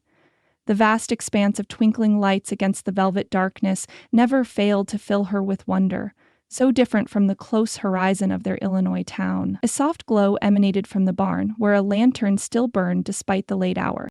Sarah wrapped her shawl around her shoulders and slipped from her room, curiosity drawing her across the yard. As she approached the barn, she heard James's excited whisper, followed by Ethan's deeper rumble. The door stood slightly ajar, allowing a slice of golden light to escape. Sarah paused, not wishing to intrude, but drawn closer by the earnest tone of her son's voice. "Do you think Mama will like it, Mr. Hayes?" James asked. "If you sand that arm one more time, it'll be smooth as your sister's cheek," Ethan replied, warmth evident in his usually gruff voice. Sarah peered through the gap in the door. The barn's interior was bathed in amber lantern light, illuminating Ethan and James as they bent over what appeared to be an old rocking chair. Emma sat cross-legged on a nearby hay bale, carefully applying a cloth to the wood. "My grandmother made this rocker for my mother when I was born," Ethan explained, guiding James's small hand as they worked together. "Been sitting in the attic gathering dust these many years." "It's the prettiest chair I ever saw," Emma declared, her voice hushed with reverence. Sarah's heart constricted at the sight of her children working alongside Ethan with such easy companionship. In the few weeks they'd been at Evergreen Ranch, the man had stepped from stranger to something close to family, with a naturalness that both comforted and frightened her. James paused in his work, looking up at Ethan with troubled eyes. "Mr. Hayes, will we have to leave after Uncle George visits?" The question hung in the air, freighted with all the uncertainties of their situation. Sarah held her breath, pressing her palm against the rough wood of the doorframe. Ethan set down his sandpaper, giving James's question the consideration it deserved. When he finally spoke, his voice carried the measured cadence of a man carefully choosing his words. "Your mama will do what's best for you and your sister," he said.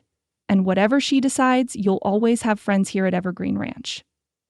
"But do you want us to stay?" James persisted with the directness only a child could muster. Ethan's shoulders rose and fell with a deep breath. "Yes," he said simply. "I do. Then why don't you just ask us to?" Emma chimed in, setting down her polishing cloth. A sad smile touched Ethan's lips. "It's not that simple, little one. Your Uncle George has ideas about what's best for you, and your mama has to consider many things." "But you could marry Mama," Emma suggested with stunning matter-of-factness. "Then Uncle George couldn't make us go back to Illinois." Sarah's hand flew to her mouth, stifling a gasp at her daughter's bold declaration. Ethan looked momentarily taken aback before regaining his composure. That's not something for children to be concerning themselves with, he said gently. Your mama deserves to make her own choices without feeling pressed. But you care for her, James insisted. I've seen how you look at her when you think nobody's watching. Ethan's tanned face reddened slightly in the lantern light. You're too observant by half, young man, he said, ruffling James's hair. Your mama is a fine woman who's been through hard times. Whatever happens, I want her happiness and yours above all else. The sincerity in his voice brought unexpected tears to Sarah's eyes. She stepped back from the door, not wanting to eavesdrop further on such a private moment. But as she turned to slip away, her foot caught on a loose stone, sending it skittering across the yard. Someone there? Ethan called, instantly alert. Sarah hesitated, then stepped into the doorway, feigning innocence. I saw the light, she explained. Is everything all right? Emma and James exchanged panicked glances while Ethan quickly draped a horse blanket over their project. Just passing some evening hours, Ethan replied, his eyes searching hers, perhaps wondering how much she'd overheard. The children were helping me with some repairs. I see, Sarah said, playing along with their secret. Well, it's long past bedtime for young helpers. We've an important day tomorrow. The children reluctantly gathered themselves, extracting promises from Ethan that their mysterious project would continue the following evening. As they trooped out of the barn, Emma yawned widely, belying her claims of being not tired at all. Sarah lingered after sending the children ahead to the house. Thank you, she said quietly to Ethan, for whatever you're doing that put such joy in their faces. Ethan stood in the lantern light, his tall frame casting a long shadow across the barn floor. They're good children, he replied. Make it easy to care about them. An unspoken current passed between them, charged with words neither was ready to voice aloud. Sarah's heart felt pulled in opposing directions, toward the security this man and his ranch represented, and toward the independent future she'd planned for herself and her children. Whatever happens tomorrow, Ethan said, breaking the silence, you won't face it alone. Sarah nodded, unable to trust her voice. As she turned to leave, Ethan added, Sarah? She paused, the rare use of her given name sending a flutter through her chest. You've made this place feel like a home again, he said simply. I had forgotten what that was like. Sarah carried those words with her as she returned to the house, their weight both comforting and terrifying in equal measure. In her room, she extinguished her lamp and lay awake in the darkness, her practical concerns battling with the feelings blooming in her heart like wildflowers after spring rain. Unbidden, beautiful, and impossible to ignore, the morning dawned clear but cool, with a brisk wind sweeping down from the mountains, bending the new grass and setting the windmill creaking. Sarah stood before the small mirror in her room, pinning her hair into a neat arrangement beneath her best bonnet, the one she'd carefully steamed and reshaped the previous evening. Thomas's watch hung from a blue ribbon around her neck, its weight familiar against her collarbone. She'd dressed the children in their Sunday clothes despite their protests, and now they waited on the porch with Ethan, who had harnessed his finest team to the freshly washed wagon. You look mighty fine, Mrs. Caldwell, Ethan said as she emerged from the house, his gaze appreciative but respectful. Thank you, Mr. Hayes, she replied, accepting his hand as she climbed into the wagon. She noticed he, too, had dressed with care, wearing his Sunday suit and a freshly trimmed beard. The ride to town passed in tense silence, broken only by the children's occasional questions about their uncle, whom they barely remembered from their father's funeral. Sarah answered as honestly as she could while shielding them from her deepest fears. Is Uncle George nice? Emma asked, smoothing her dress for the dozenth time.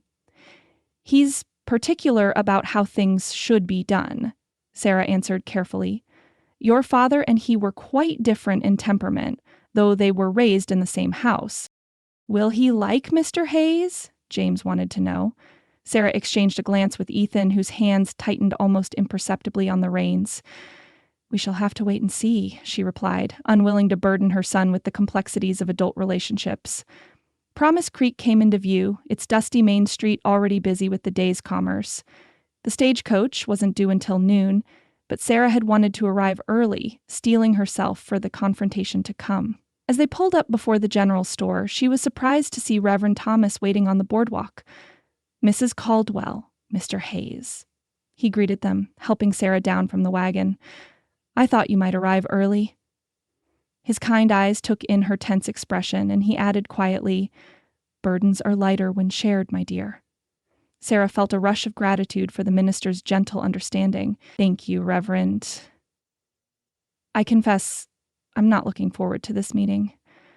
While Ethan took the children to purchase peppermint sticks from the general store, Reverend Thomas guided Sarah to a bench beneath the shade of a large oak tree.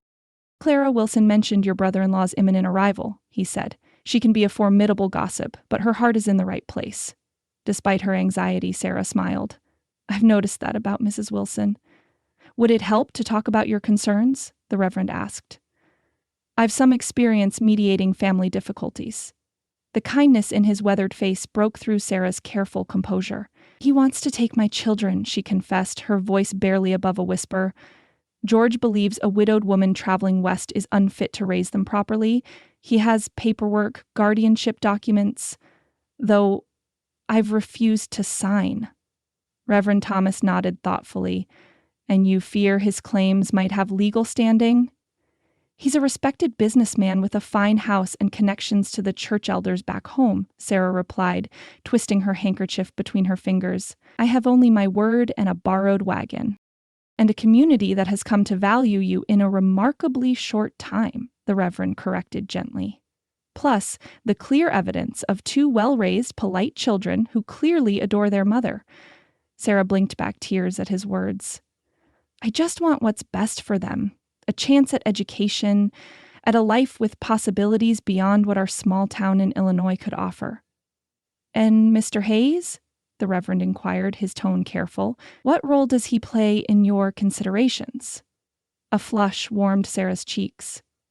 "Mr. Hayes has been exceedingly kind to offer us shelter during our delay," she answered, avoiding the minister's perceptive gaze. "Indeed," Reverend Thomas said, a hint of a smile playing at his lips. "Most exceedingly kind." Before Sarah could respond, Ethan returned with the children, each clutching a peppermint stick and chattering about the wonders displayed in the general store's front window. "Reverend," Ethan said, nodding respectfully, "I was hoping to ask a favor." "Of course, my friend." "When Sarah's brother-in-law arrives, might we use your office to speak privately? Seems a more fitting place than the dusty street or the saloon." "A sensible suggestion," the Reverend agreed readily. "My office is at your disposal. I shall be present if you wish to help ensure the conversation remains productive." "That would be most appreciated," Sarah said, relief evident in her voice. As noon approached, Sarah noticed an unusual number of townsfolk converging on the area near the stagecoach stop. Clara Wilson appeared in a rustling silk dress of alarming brightness, accompanied by her husband, the blacksmith.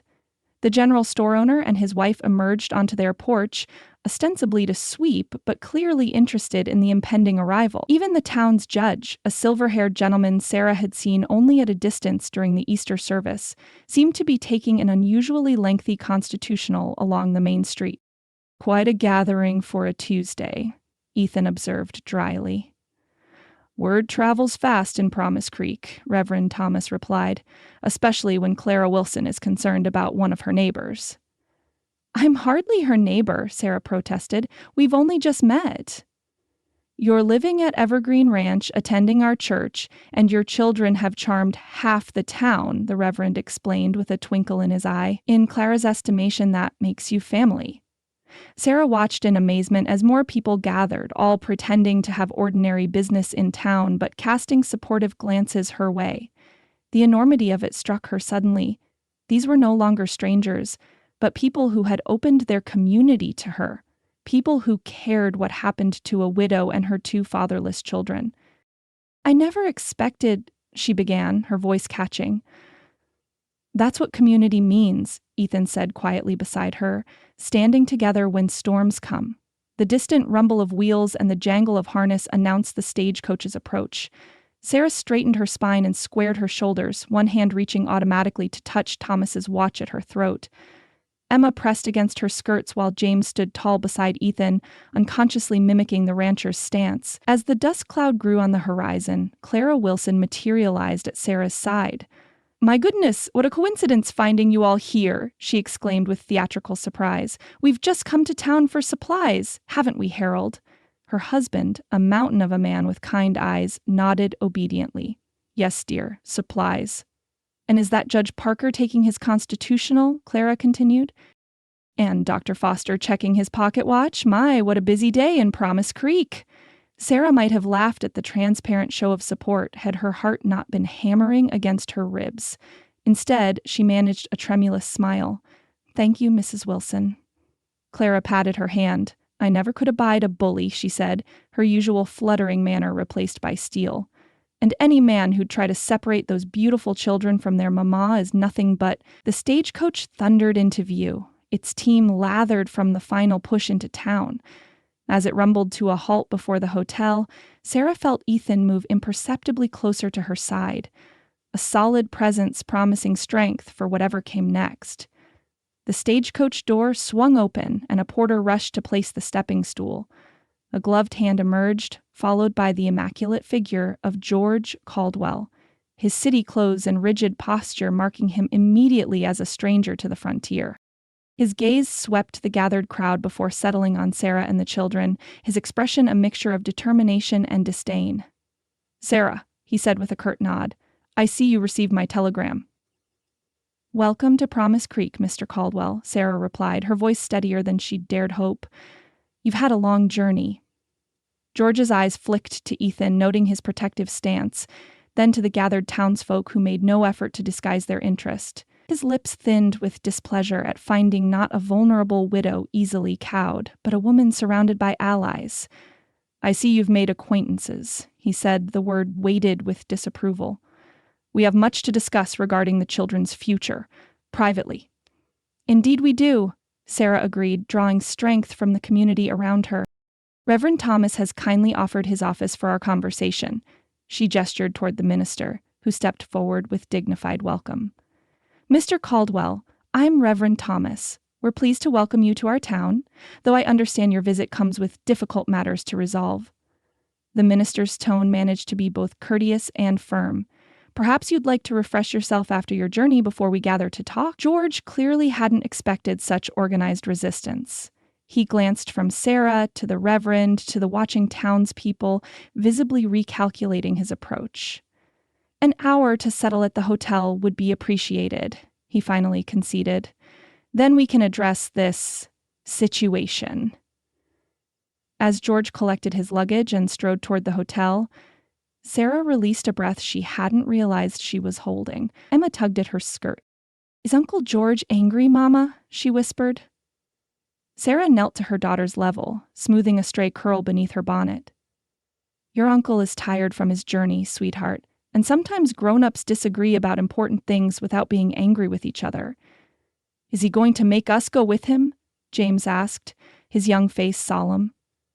Sarah met Ethan's gaze over her son's head, drawing courage from the quiet confidence she found there. Not if I have anything to say about it, she promised, embracing both children tightly. As they waited for George's return, the townsfolk approached one by one, offering quiet words of support and introduction. The judge mentioned casually that he'd reviewed Montana Territory's guardianship laws just that morning, by coincidence. The doctor remarked on the children's evident good health and spirits. Even the taciturn owner of the livery stable stopped to tell James what a fine job he'd done helping with the horses during their Easter visit. Standing amidst this unexpected circle of support, Sarah felt a surge of gratitude so powerful it brought tears to her eyes. For months, she had carried her burdens alone, pushing forward on determination and prayer. Now, in this small frontier town where she'd expected to spend only a night, she had found something she'd forgotten existed, the strength of community. You all right? Ethan asked quietly, noticing her emotion. Sarah nodded, blinking back tears. I never thought, she began, that you'd find friends here, Ethan finished for her. That I'd find belonging, she corrected softly. Even briefly. Ethan's eyes held hers, warm with understanding and something deeper that neither was ready to name. Nothing says it has to be brief, he replied, his voice for her alone. Before Sarah could respond, the hotel door opened and George emerged, his expression grim with purpose. The hour of reckoning had arrived. But as she gathered her children and stepped forward to face her brother-in-law, Sarah carried with her not just her own strength, but the collective support of Promise Creek. Whatever storm was coming, she would not weather it alone. The Reverend's office was a modest room adjoining the church, its walls lined with well-worn books and a single window that cast dappled light across the simple oak desk. Sarah sat with her back straight, her children on either side of her, while Ethan stood near the doorway like a silent sentinel. George Caldwell occupied the chair opposite, his city clothes and polished boots incongruous against the frontier simplicity of the room. "I must say, Sarah," George began, running a finger along the edge of the desk and frowning at the dust it collected, "I'm disappointed to find my brother's children in such rustic circumstances."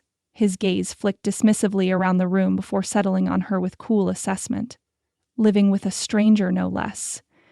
"Mr. Hayes has shown us great kindness," Sarah replied evenly, her hand resting protectively on Emma's shoulder. "When our wagon broke down during the storm, he offered shelter." George's lips thinned with disapproval. "Precisely the sort of impromptu arrangement I've come to prevent." He reached into his leather portfolio and extracted several official-looking documents. "I've brought the guardianship papers, properly witnessed by Judge Thompson of Illinois. He agrees that children require stability, something a widow with westward wanderings cannot provide." Reverend Thomas accepted the papers, studying them with careful deliberation while maintaining a neutral expression. Sarah felt her throat constrict as she watched the minister's eyes move across the formal language that threatened to separate her from her children. "Your concerns for the children's welfare are understandable, Mr. Caldwell," the Reverend said at last. "But their mother has demonstrated remarkable strength and wisdom in caring for them through difficult circumstances." George dismissed this with an impatient wave. "Sentiment aside, Reverend, there are practical matters at stake. My late brother left a modest inheritance designated for the children's education. As their guardian, I would ensure those funds are properly managed until they reach maturity." A flicker of understanding passed across Ethan's face. He stepped forward, his voice calm but penetrating. "And who manages those funds currently, Mr. Caldwell?" George's gaze sharpened as he regarded Ethan properly for the first time. "That's hardly relevant. Family financial matters are private." "Forgive me," Ethan continued, "but it seems entirely relevant to determining what's best for the children. Does Mrs. Caldwell receive the interest from this inheritance to support the children's present needs?" A flush crept up George's neck. "The principal must be preserved for their education. Thomas entrusted me as executor, but not as guardian," Ethan pointed out quietly. "He named their mother for that role, did he not?" George's fingers drummed against the arm of his chair. "My brother didn't anticipate Sarah's decision to drag his children across unsettled territories. My husband encouraged my dreams of teaching in Oregon," Sarah interrupted, finding her voice at last. The weeks of fear and uncertainty crystallized into a cold, clear anger that steadied her words. "Thomas believed in education and opportunity, not just for our son, but for Emma as well. He knew I would use his legacy to build a future for our family." "A future?" George scoffed. "What future exists in wilderness territories for a woman alone? You've been unsuitably housed with this rancher for weeks now. The scandal alone—" "There is no scandal in Christian charity, Mr. Caldwell," Reverend Thomas interjected firmly. Sarah rose to her feet, her shadow falling across the desk between them. The children looked up at her with wide eyes, sensing the significance of the moment. "These children need roots and love, not your ambition," she declared, her voice unwavering. "I've watched you calculate the interest on their inheritance since Thomas's funeral, while never once asking what brings light to Emma's eyes or what stories James loves to read." George stood as well, his expression hardening. "Your emotional display only confirms my concerns about your temperament. If you refuse to be reasonable, I'll petition the territorial court." A knock at the door interrupted his threat. Judge Parker entered, his silver hair catching the afternoon light as he nodded respectfully to those assembled. "I hope I'm not intruding," he said mildly. "Reverend Thomas mentioned you might be discussing legal matters concerning these young ones." George straightened, clearly recognizing the opportunity to ally with judicial authority. "Indeed, Judge." I've brought guardianship papers from Illinois that require enforcement." The judge accepted the documents from Reverend Thomas, settling his spectacles on his nose as he reviewed them with practiced thoroughness. The room fell silent save for the occasional rustle of paper and the muffled sounds of town life beyond the window. "Interesting," the judge murmured after several minutes. "Most interesting." He looked up, addressing George directly. "These papers were executed in Illinois, citing abandonment as grounds for custodial transfer." "Precisely," George affirmed with satisfaction. "Sarah has abandoned their home and proper society." Judge Parker smiled thinly. "Mr. Caldwell, I served as circuit judge in this territory for 15 years before settling in Promise Creek. During that time, I've developed some expertise in family law as it pertains to frontier circumstances." He removed his spectacles, polishing them deliberately before continuing. "A widow traveling with her children to establish a new home is not, by any legal definition recognized in this territory, abandonment. Nor does Illinois jurisdiction extend to Montana territory in family matters where no crime has been committed." George's expression froze. "But Judge Thompson assured me—" "Judge Thompson," Parker interrupted mildly, "is perhaps unfamiliar with territorial statutes. These papers hold no legal standing here, especially as they seek to override the natural rights of a mother who has demonstrated no unfitness." Sarah felt her knees weaken with relief. James pressed against her side, seeming to understand that something important had just occurred in their favor. "Moreover," the judge continued, warming to his subject, "I have observed Mrs. Caldwell and her children during our Easter service and around town. They appear exceptionally well raised, with the sort of manners and character that speak to careful parenting." He nodded respectfully toward Sarah. "The territorial court would look most unfavorably upon any petition seeking to separate such a family without compelling cause." George's face reddened with frustration. "This is absurd. You've known this woman for mere weeks, yet presume to judge her fitness." "I've known Sarah Caldwell's character through her actions and the testimony of respected community members," Judge Parker replied evenly, "including Mr. Hayes, whose judgment I've valued for years." George shot a venomous look at Ethan. "A bachelor rancher whose interest in my brother's widow raises serious questions about his motives." Ethan remained unmoved by the accusation, his steady gaze never leaving George's face. "My only motive, Mr. Caldwell, is seeing justice done for a family who deserves better than financial manipulation disguised as concern." Sarah stepped forward, placing herself between George and her children. "I thank you for your journey here, George, and for any genuine concern you may have for James and Emma, but we will continue to Oregon as Thomas and I planned. The children's inheritance will remain in trust until they come of age, and I will provide for them through honest work as I always have." George looked from face to face, finding no ally in the room. His fingers tightened around his portfolio until the knuckles whitened. "This isn't finished," he warned. "A frontier judge and a collection of settlers won't have the final word on my brother's children." "Perhaps not," Reverend Thomas acknowledged, rising to his feet. "But God's word teaches us that the widow and orphan deserve our special protection, not our interference. I pray you'll reflect on that before pursuing this matter further." With a final glare, George collected his papers and strode from the office, the door closing with controlled force behind him. The silence that followed felt like the aftermath of a storm, charged yet relieved. Emma tugged at Sarah's skirt, her small face pinched with worry.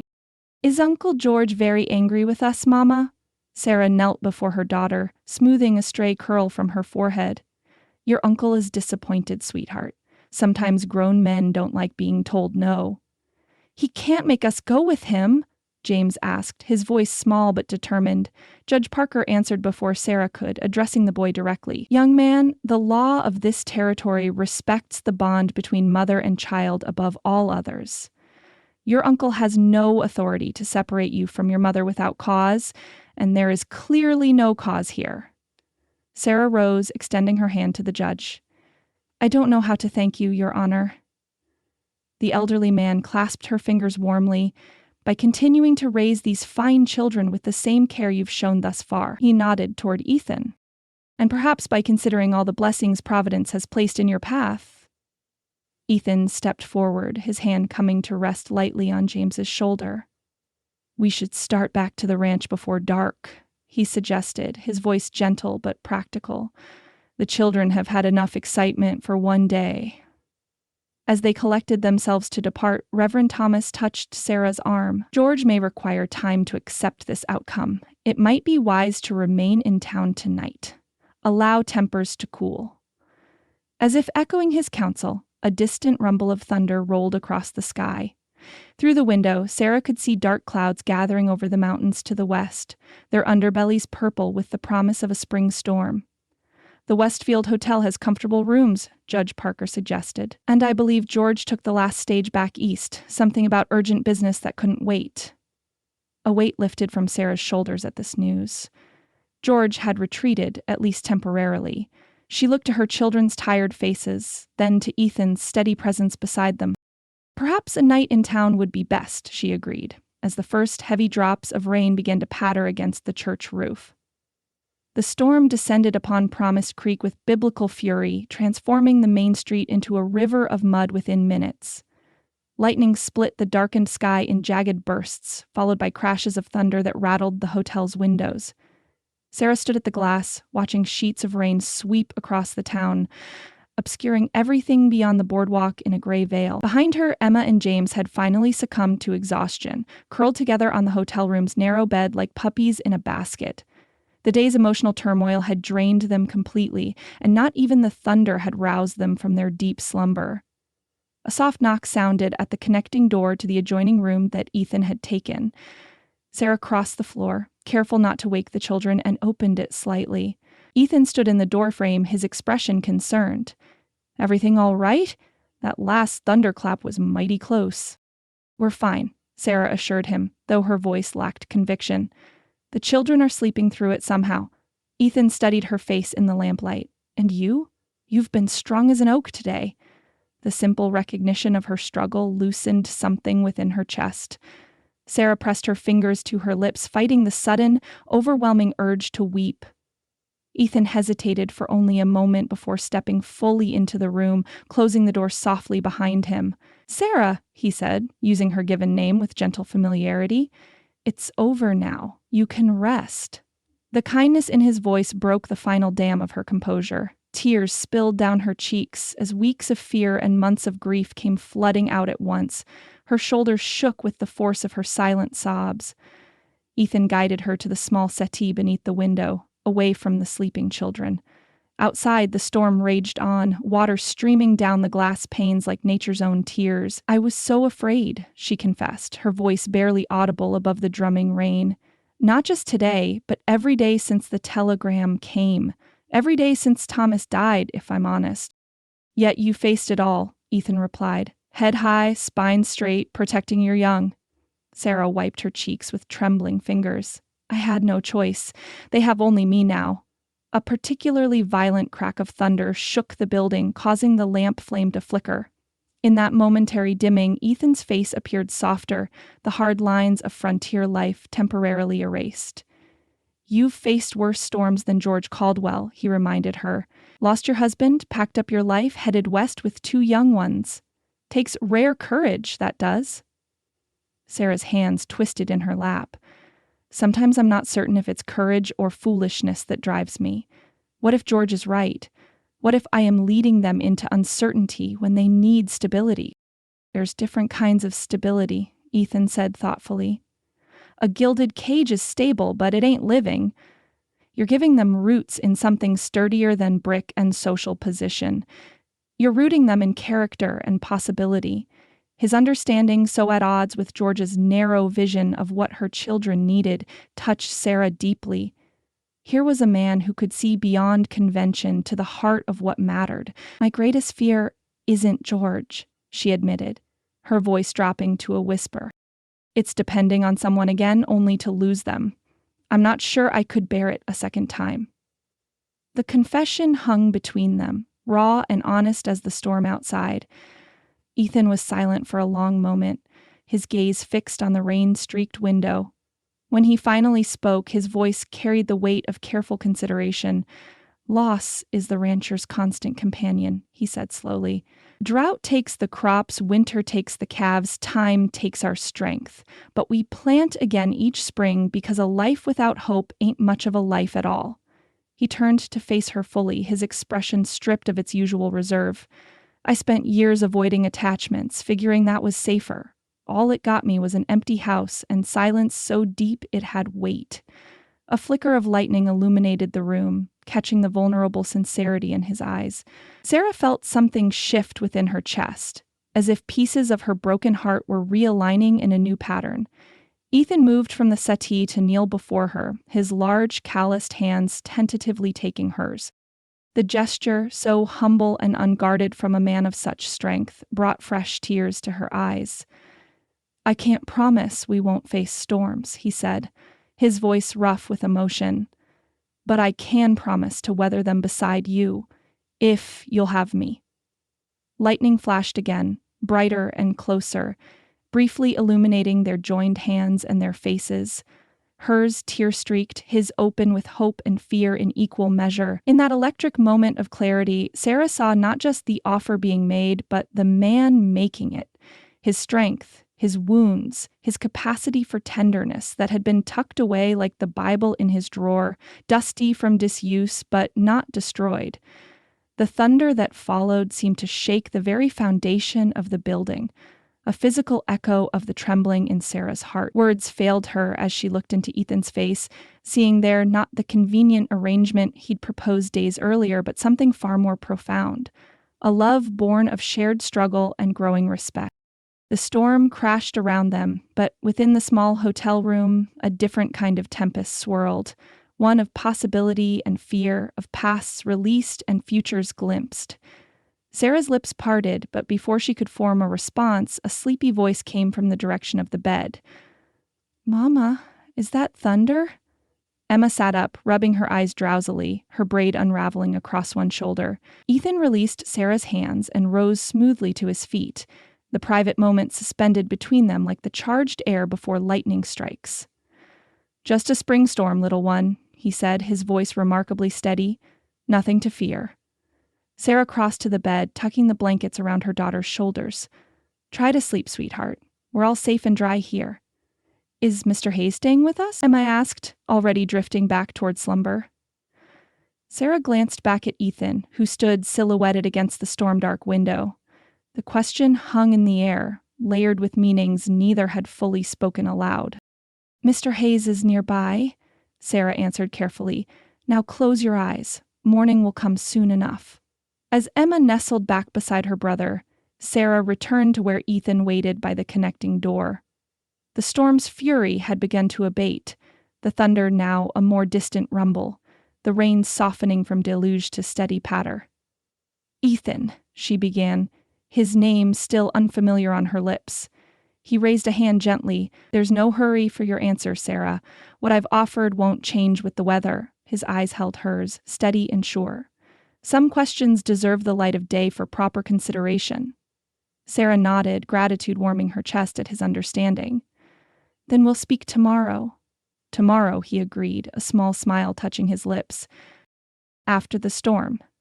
He stepped back into his room, closing the door softly between them. Sarah stood for a long moment with her palm pressed against the wood, feeling the connection between them humming like the charged air after lightning, powerful and transformative. Outside, the clouds began to break, moonlight occasionally piercing the darkness as the storm moved eastward.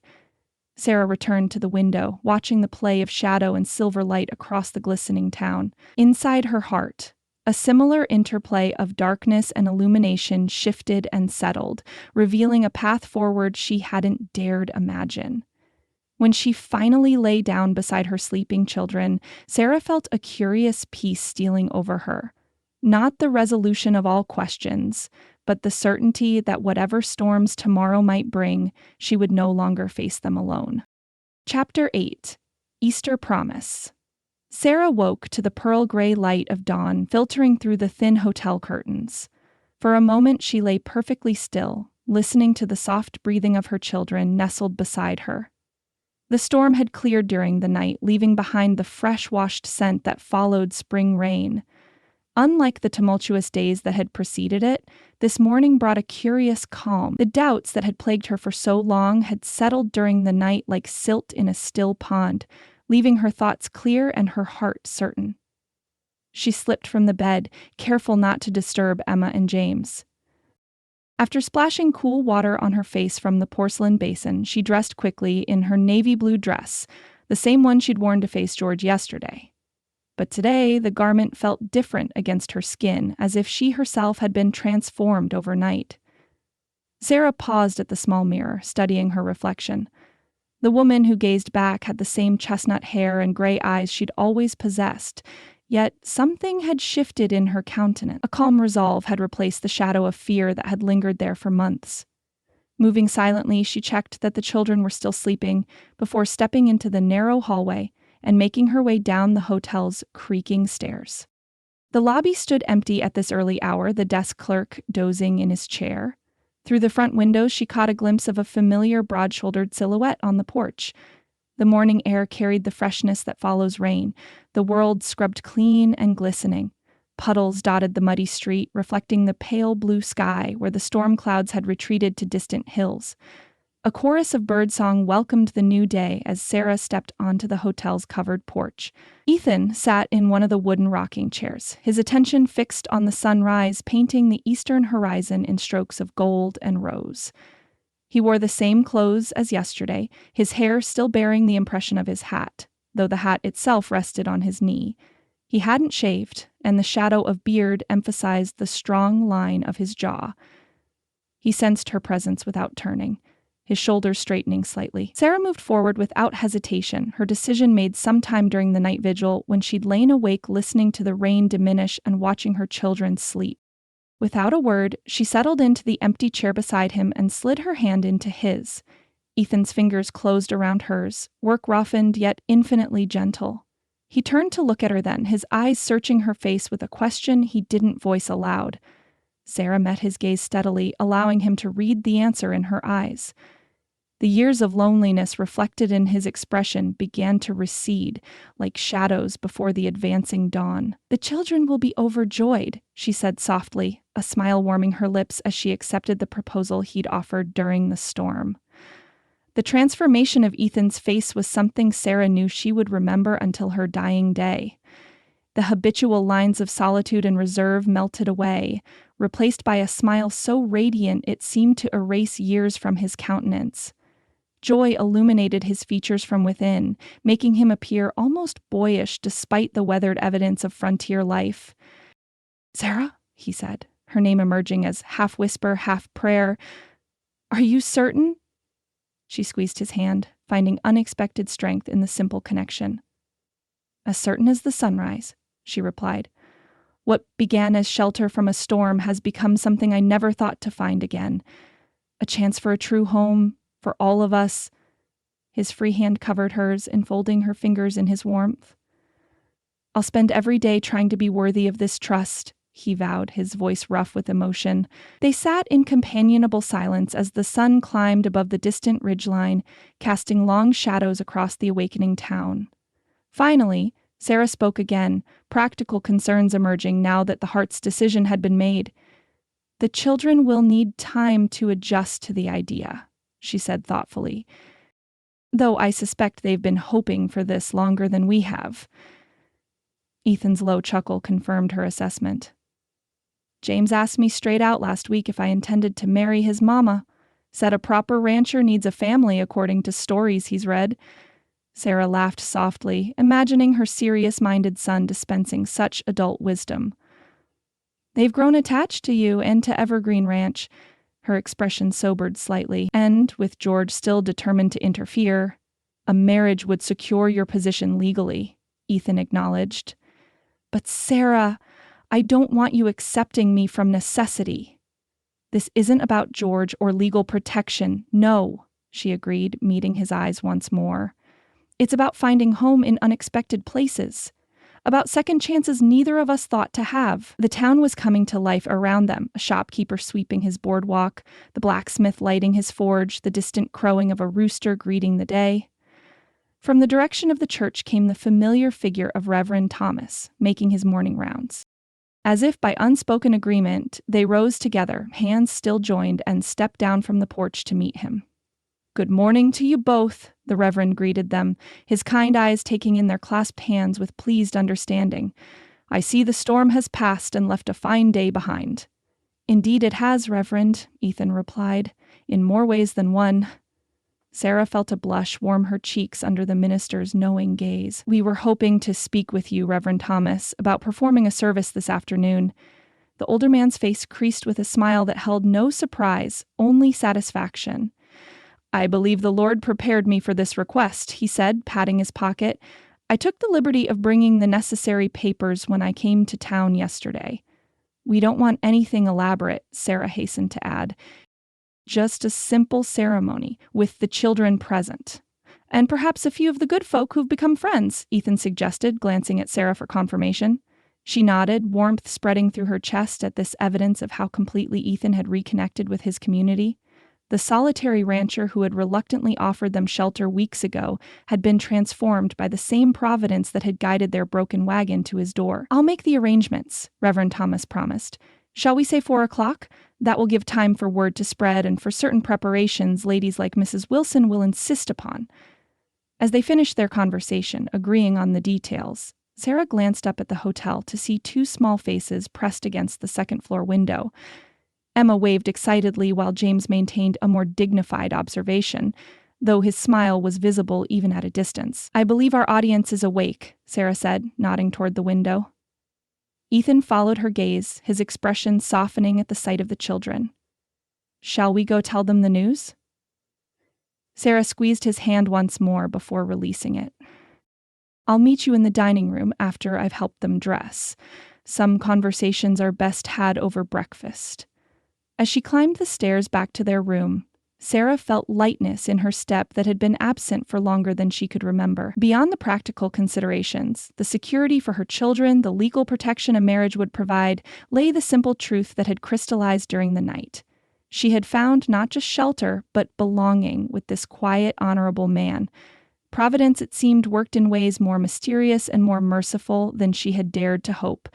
The Promise Creek Hotel dining room buzzed with suppressed excitement. Word of the impending wedding had spread through town with the efficiency of a telegraph line, and now curious glances and warm smiles followed Sarah and the children as they made their way to a corner table where Ethan awaited them. Emma could scarcely contain her joy, skipping rather than walking and chattering about the blue ribbon Sarah had promised she could wear for the ceremony. James maintained a more solemn demeanor, though his eyes shone with satisfaction at how neatly the situation had resolved itself, exactly as he had hoped. "Mrs. Wilson says she's bringing a cake," Emma announced as they settled at the table.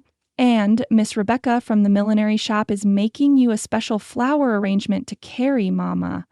"Word travels quickly in Promise Creek," Sarah observed, smiling at Ethan across the checked tablecloth.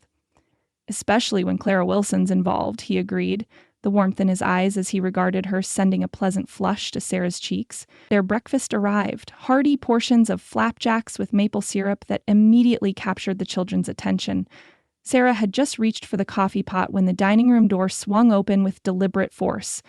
George Caldwell stood in the entrance, his traveling clothes immaculate despite the early hour, his leather valise in hand. His gaze swept the room before settling on their table with cold determination. "Uncle George!" Emma called innocently, unaware of the tension that instantly radiated from the adults. "Would you like to have breakfast with us?" George approached their table, ignoring his niece's invitation. "Sarah, I need a word with you, privately." Sarah set down her coffee cup with deliberate calm. "Anything you wish to say can be said here, George. We have no secrets from family." He glanced pointedly at Ethan, making it clear he did not include the rancher in his definition of family. "I'm taking the morning stage back east. Pressing business requires my attention." "I'm pleased your matters are progressing well," Sarah replied neutrally, buttering a piece of toast for James. George's jaw worked for a moment before he continued, "Before I depart, I wanted to make one final offer." He lowered his voice, though not enough to prevent Ethan from hearing. "I'm prepared to provide a reasonable financial settlement if you'll be sensible about the children's future. A fresh start for you wherever you choose, while James and Emma receive the education and social position Thomas would have wanted for them." Sarah felt a familiar surge of indignation, but before she could respond, Ethan rose slowly to his feet. His considerable height allowed him to look down at George, though his stance remained respectful. "Mr. Caldwell," he said, his voice carrying the quiet authority of a man accustomed to being heated. "Allow me to introduce myself properly. I'm Ethan Hayes, the man Thomas Caldwell saved at Shiloh." George's expression shifted from dismissive to stunned. "What did you say? Your brother dragged me to safety when a mini-ball meant for our captain caught me instead? He took a shoulder wound doing it. The same shoulder that troubled him until his passing, I understand." Color drained from George's face as he stared at Ethan, the unexpected connection robbing him of his practiced composure. "Thomas never mentioned. He wasn't one to boast of his courage," Ethan continued, "but I've lived every day since then knowing I owed my life to his sacrifice." His gaze moved to Sarah and the children, softening visibly. "And now, by some working of Providence, I can't begin to understand his family has come into my care." Sarah rose to stand beside Ethan, drawing strength from his solid presence. "George, Ethan has asked me to marry him, and I've accepted. We'll raise the children together at Evergreen Ranch, providing the stable, loving home you claim to want for them." "This is absurd," George sputtered, though with noticeably less conviction than before. "A hasty arrangement to circumvent proper what, Mr. Caldwell?" Clara Wilson's voice rang out as she approached their table, resplendent in a morning dress of alarming violet hue. "Proper family bonds? Proper Christian charity? Because I've witnessed both in abundance since Mrs. Caldwell arrived in our community." Clara smiled with honeyed sweetness that did nothing to disguise the steel beneath. "I was just telling my cousin, Judge Parker, you remember him from yesterday, how impressed I am by Sarah's devotion to her children, and how distressing it would be if anyone pursued frivolous guardianship claims against such an exemplary mother." She leaned closer to George, dropping her voice to a stage whisper audible to half the dining room. "You mentioned that the territorial court takes a particularly dim view of such cases, especially when financial considerations appear to be the motivating factor. The legal costs alone can be quite ruinous to one's reputation and pocketbook."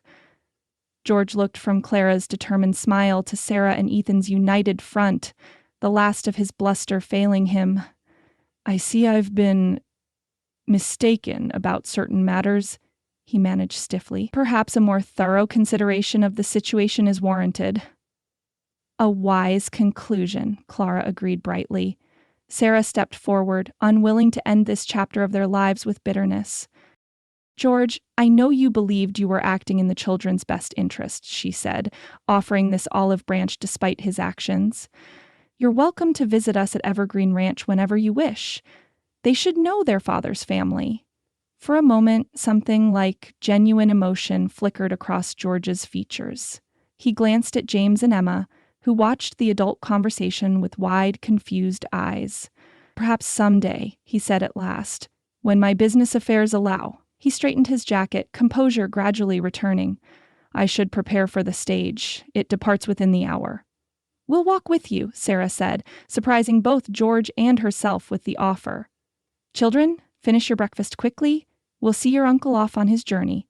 As they made their way to the stagecoach stop 20 minutes later, Sarah felt the weight of the past months lifting with each step. The morning sun warmed her face, and Ethan walked beside her, a steady presence no longer temporary, but promised. Ahead, Emma skipped alongside her uncle, peppering him with innocent questions about his journey, while James walked with the deliberate dignity he'd recently adopted in Ethan's presence.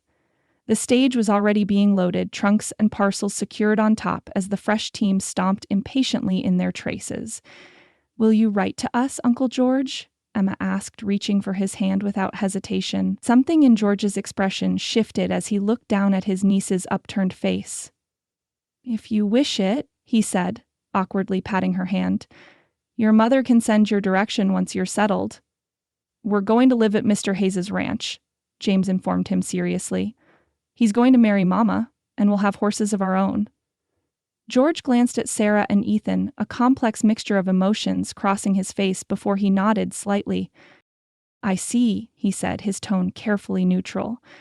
"That sounds suitable." The stagecoach driver called for passengers to board. George hesitated, then extended his hand to Sarah. "I trust you know your own mind," he said stiffly. "Thomas always said that was both your finest quality and his greatest challenge." Sarah accepted the gesture, recognizing it as the closest thing to an apology her brother-in-law could offer.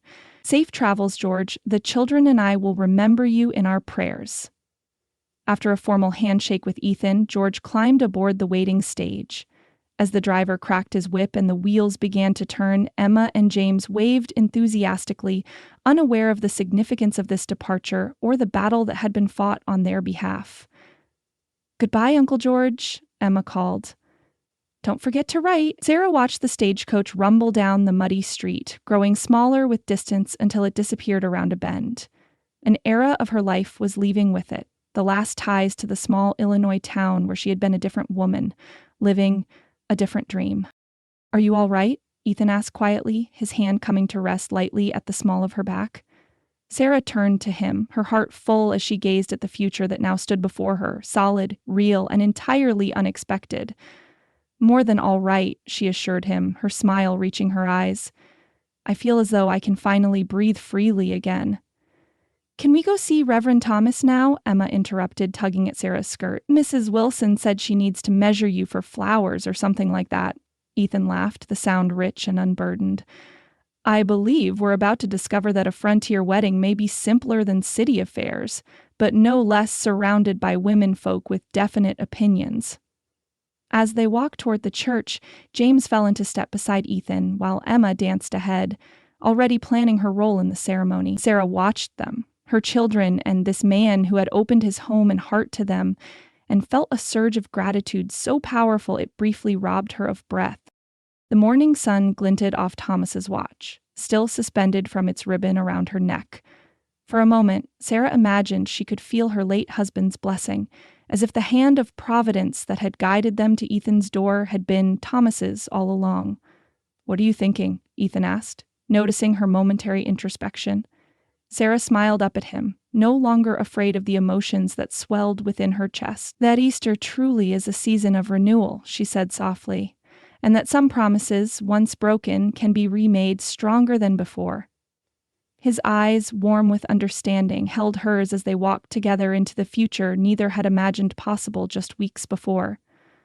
A future born from storm and struggle, yet shining with all the promise of a Montana spring. The hours following George's departure passed in a whirlwind of activity. What Sarah had envisioned as a quiet ceremony with only the children present had transformed, seemingly of its own accord, into a community celebration. Word spread through Promise Creek with the speed and efficiency that only small-town telegraph, the humankind, could achieve. By mid-afternoon, the little white church hummed with purposeful movement.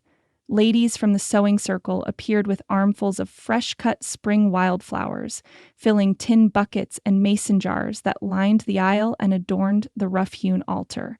The patch of blue sky visible through the damaged roof had been festooned with ribbons and sprays of Easter lilies, transforming what had been a flaw into a charming feature that allowed sunlight to stream through in dappled patterns. Sarah stood in the small anteroom that served as the Reverend's study, watching the preparations through the cracked door with a mixture of wonder and trepidation. Emma sat nearby on a wooden stool, submitting with unusual patience as Mrs. Wilson wove a crown of white daisies and blue forget-me-nots into her honey-brown curls. "You look like an angel, Emma Caldwell," Clara declared, stepping back to admire her handiwork. "The prettiest attendant a bride could wish for." Emma beamed at the praise, careful not to disturb her floral crown. "Will I get to hold flowers too, Mama, like a real wedding?" "You certainly will," Clara answered before Sarah could respond. "Daisies to match your crown, tied with blue ribbon to match your eyes." Sarah smoothed her best dress, the navy blue she'd worn to Easter service, now adorned with a new lace collar hastily stitched by Clara's niece. "This is all so much more than we planned," she murmured, a hint of nervousness creeping into her voice. Clara tutted as she adjusted a final flower in Emma's hair. "Weddings are never just for the bride and groom, my dear. They're for the whole community to celebrate new beginnings." She lowered her voice to a conspiratorial whisper. "Besides, it's the most exciting thing to happen in Promise Creek since Judge Parker's mule got loose in the general store last Christmas. A soft knock at the outer door interrupted them. Reverend Thomas entered, his kind face alight with pleasure. "The groom has arrived," he announced, "and appears to be holding up admirably under the attention of every matchmaking mother in the county." Sarah felt her heart quicken. "And James? Is he with Ethan?" The Reverend's eyes twinkled. "Standing beside him, proud as can be, with shoulders square just like his new father's. He's taking his duties as ring-bearer with utmost seriousness." Emma slid from her stool, careful to keep her posture perfect beneath her crown of flowers. "Can I see them, Reverend Thomas?" "Not yet, little one," he replied, patting her head gently. "But I've come to tell you we're nearly ready to begin." He turned to Sarah, his expression softening. "The church is full, my dear. It seems all of Promise Creek wishes to witness your happiness." Sarah smoothed her skirts, a flutter of nerves mingling with the joy that had carried her through the day. "I never expected such kindness from people who were strangers just weeks ago." "That's the miracle of community," Clara declared, making a final adjustment to the simple bouquet of wildflowers she'd assembled for Sarah. "One day strangers, the next day family." A piano chord sounded from the church, the slightly out-of-tune notes nevertheless signaling the beginning of the ceremony. Reverend Thomas offered his arm to Sarah. "Are you ready, my dear?" he asked gently. Sarah took a steadying breath, then nodded, accepting his arm. As Emma went ahead, practicing the dignified walk Clara had hastily taught her, Sarah paused in the doorway, overwhelmed by the sight that greeted her. The small church overflowed with people, every pew filled with additional townsfolk standing along the walls. Faces turned toward her, smiling in welcome and approval. Sunlight streamed through the hole in the roof, creating a natural spotlight that illuminated the simple altar where Ethan and James waited. Ethan stood tall in his Sunday suit, freshly pressed for the occasion, his hat absent and his dark hair neatly combed. Beside him, James mimicked his stance, small shoulders squared proudly as he clutched a small velvet pouch that contained the ring. What struck Sarah most was Ethan's expression. The habitual reserve completely transformed by a joy so evident it seemed to radiate from him. As Sarah took her first step down the aisle, a movement near the front pew caught her eye. Mr. Jenkins, the taciturn owner of the general store, stood holding a small wooden box. He nodded respectfully as she passed, his usually gruff demeanor softened by the occasion. With each step toward the altar, Sarah felt the weight of the past months, the grief, the fear, the uncertainty, lifting from her shoulders. These people, strangers just weeks ago, had embraced her family with a generosity that still amazed her. And waiting at the altar stood a man whose quiet strength had become her anchor in the storm. When she reached Ethan's side, he extended his hand, his calloused palm warm against her fingers. "You're beautiful," he whispered, the words meant for her alone. Reverend Thomas smiled at the assembled congregation. "Dearly beloved," he began, his voice filling the small church, "we are gathered here today to witness the joining of two lives that Providence has brought together through storm and struggle, to emerge in the sunshine of new beginnings." As the Reverend spoke of God's guiding hand and the sacred bonds of matrimony, Mr. Jenkins stepped forward, presenting the small wooden box to the couple.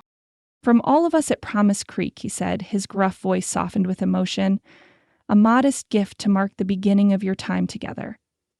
Ethan accepted the box with a nod of thanks. Inside nestled a small brass clock, its face gleaming in the sunlight that streamed through the adorned roof opening.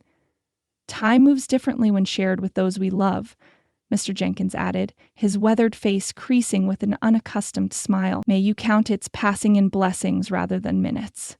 Clara dabbed at her eyes with a lace handkerchief. "I told Harold just this morning, there's nothing more moving than seeing a family come together, especially one that's known its share of sorrow." From the back of the church came the unmistakable sound of the blacksmith clearing his throat gruffly, emotion evident despite his attempts to conceal it. Sarah glanced down at Emma, who stood proudly beside her, flower crown glowing in the sunlight, and then to James, whose solemn expression barely contained his excitement. What had begun as a practical arrangement had blossomed into something far more precious, a true family, bound not by obligation but by growing love.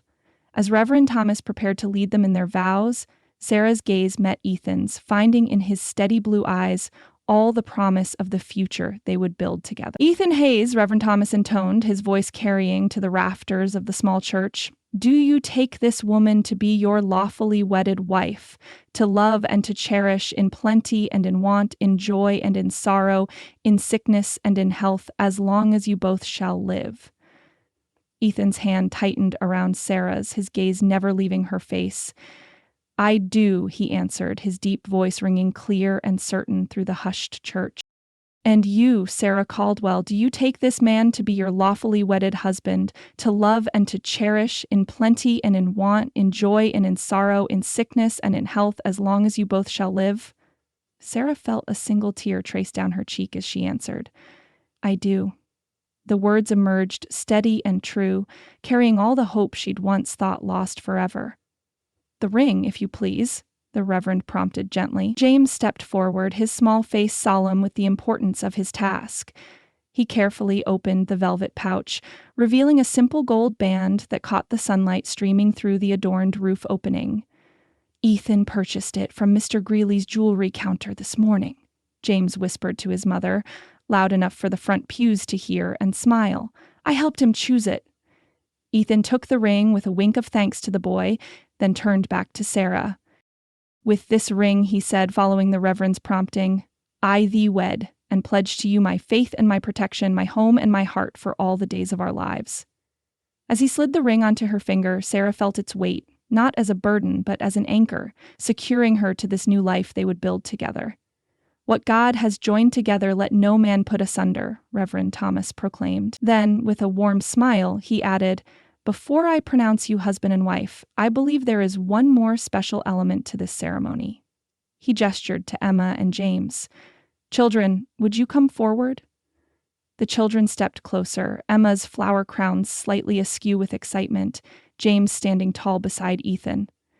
In this marriage, the Reverend continued, 4 lives are joined, not just 2. Ethan and Sarah, please take the children's hands. Sarah clasped Emma's small fingers in her left hand, while Ethan took James's hand. The Reverend guided them to join their free hands as well, forming an unbroken circle. As you 4 join hands, he said, his voice gentle, but carrying to every corner of the church, you form not just a marriage, but a family, bound together by love, by choice, and by God's blessing. He placed his weathered hands atop their joined ones. Let us pray together for this new family, that their home may be filled with laughter and understanding, that their hearts may always turn toward one another in times of trial, and that the love that has brought them together may grow stronger with each passing day. As the Reverend's prayer washed over them, Sarah opened her eyes briefly, taking in the tableau they formed. Emma with flowers in her hair, James standing proud beside the man who would now be his father, and Ethan, whose face held a peace she'd never seen there before. The sunlight streaming through the damaged roof seemed to bathe them in a golden benediction, as if nature itself blessed their union. By the authority vested in me, Reverend Thomas concluded, I now pronounce you husband and wife. With a smile that crinkled the corners of his eyes, he added, Ethan, you may kiss your bride. A murmur of anticipation rippled through the congregation as Ethan turned to Sarah. His eyes, usually so guarded, now shone with undisguised tenderness as he leaned forward to place a gentle kiss upon her lips. Brief, but filled with promise. Mrs. Hayes, he whispered as they parted, the name new and wonderful on his tongue. The church erupted in applause and cheers, startling them both from their private moment. Emma clapped her hands in delight, while James maintained his dignified bearing for all of 3 seconds before breaking into a wide grin. Ladies and gentlemen, Reverend Thomas announced over the joyful noise, may I present to you Mr. and Mrs. Hayes and family. The celebration spilled from the church into the town square, where tables had appeared as if by magic, laden with covered dishes and Clara Wilson's 3-tiered cake. Someone had strung lanterns from the oak trees, ready to illuminate the gathering as evening approached. The blacksmith's son produced a fiddle, while the barber arrived with his harmonica, and impromptu music filled the air. As the afternoon mellowed toward evening, Sarah found herself surrounded by well-wishers. The women of Promise Creek embraced her as one of their own, sharing advice both practical and fanciful about married life. The men clapped Ethan on the shoulder, their approval evident in gruff congratulations, and the occasional wink that brought color to his tanned cheek. The children darted among the crowd, accepting sweets and attention with equal pleasure. Emma's flower crown had begun to wilt, but her joy remained undimmed as she described to anyone who would listen how she would decorate her room at Evergreen Ranch. As the sun began its descent toward the distant mountains, painting the sky in streaks of gold and rose, the fiddle struck up a waltz. The crowd parted, creating a space in the center of the square. "The first dance belongs to the bride and groom," called the blacksmith, his voice carrying over the murmur of conversation. Ethan turned to Sarah, offering his hand with a formal bow that belied the twinkle in his eyes. "Mrs. Hayes," he said, loud enough for those nearby to hear, "would you do me the honor?" Sarah placed her hand in his, a smile curving her lips. "I would be delighted, Mr. Hayes." As he led her into the center of the impromptu dance floor, Sarah remembered their first awkward dance in his kitchen when the children had begged for lessons. How far they had come since that evening, when both had been so careful to maintain their distance, fearful of the feelings growing between them. Ethan's arm slipped around her waist, his touch confident yet gentle as he guided her into the steps of the waltz. Around them, the townsfolk watched with approving smiles, some clapping in rhythm to the music. "I never thought to dance at my own wedding," Ethan murmured as they turned beneath the colored lanterns now glowing in the twilight. "Nor I to marry again," Sarah replied softly. "Life has a way of surprising us when we least expect it." "Like a broken wagon axle in a rainstorm?" His eyes crinkled with humor. "Like a stranger offering shelter when it was most needed," she countered, her heart full as she gazed up at him. As they whirled around the square, other couples gradually joined them. Clara and her herald, the general store owner and his wife, the school teacher with the shy deputy. Even the children formed their own small circle, Emma teaching James steps she'd invented on the spot. The fiddle's notes soared into the deepening twilight, sweet and clear as spring water. Ethan drew Sarah closer, his cheek resting against her hair as they moved in perfect rhythm, as if they had danced together all their lives rather than just beginning. "Welcome home, Mrs. Hayes," he whispered, his breath warm against her ear. The simple words contained multitudes. Acknowledgement of all they had overcome, promise of all that lay ahead. No longer strangers thrown together by circumstance, but a family bound by choice and growing love. Sarah's heart swelled with gratitude as she gazed around at the celebration that had sprung from what was to have been a simple ceremony. In this small frontier town, so far from the life she had known, she had found not just a husband, but a community, not just shelter, but a true home. "Home," she echoed, the word tasting of promise on her lips. "Yes, I believe we are." Above them, the first stars appeared in the deepening blue of the evening sky, witnesses to promises made and kept as the new family danced together in the heart of Promise Creek, their shared future stretching before them like an open road, bathed in the golden light of possibility. Epilogue. 1 year later. Easter morning dawned over Evergreen Ranch with the tender promise of spring, bathing the greening meadows in golden light. The year that had passed since Sarah and Ethan exchanged their vows had transformed the once sparse homestead into a place of vibrant life and warmth. White curtains sewn by Sarah's hand fluttered at the freshly washed windows. The kitchen garden, once overgrown and neglected, now stretched in neat, abundant rows behind the house, early shoots of lettuce and peas reaching toward the Montana sun. Chickens clucked contentedly in the coop Ethan and James had built last summer, while painted flower boxes beneath each window waited for the wildflower seedlings Emma tended daily on the kitchen windowsill. Inside the ranch house, the scent of cinnamon and fresh bread mingled with the faint aroma of the beeswax Sarah had used to polish the wood floors to a honeyed glow.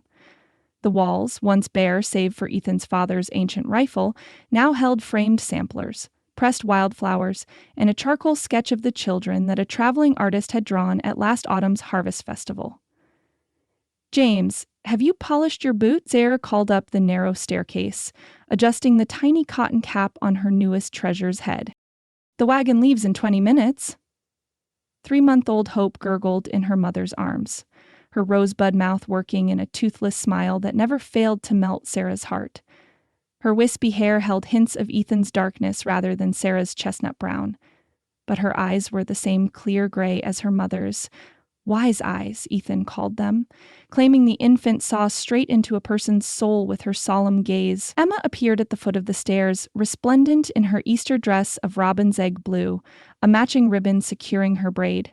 At nearly 9, she had grown an inch taller over the winter, her face losing some of its childish roundness, but none of its inherent sweetness.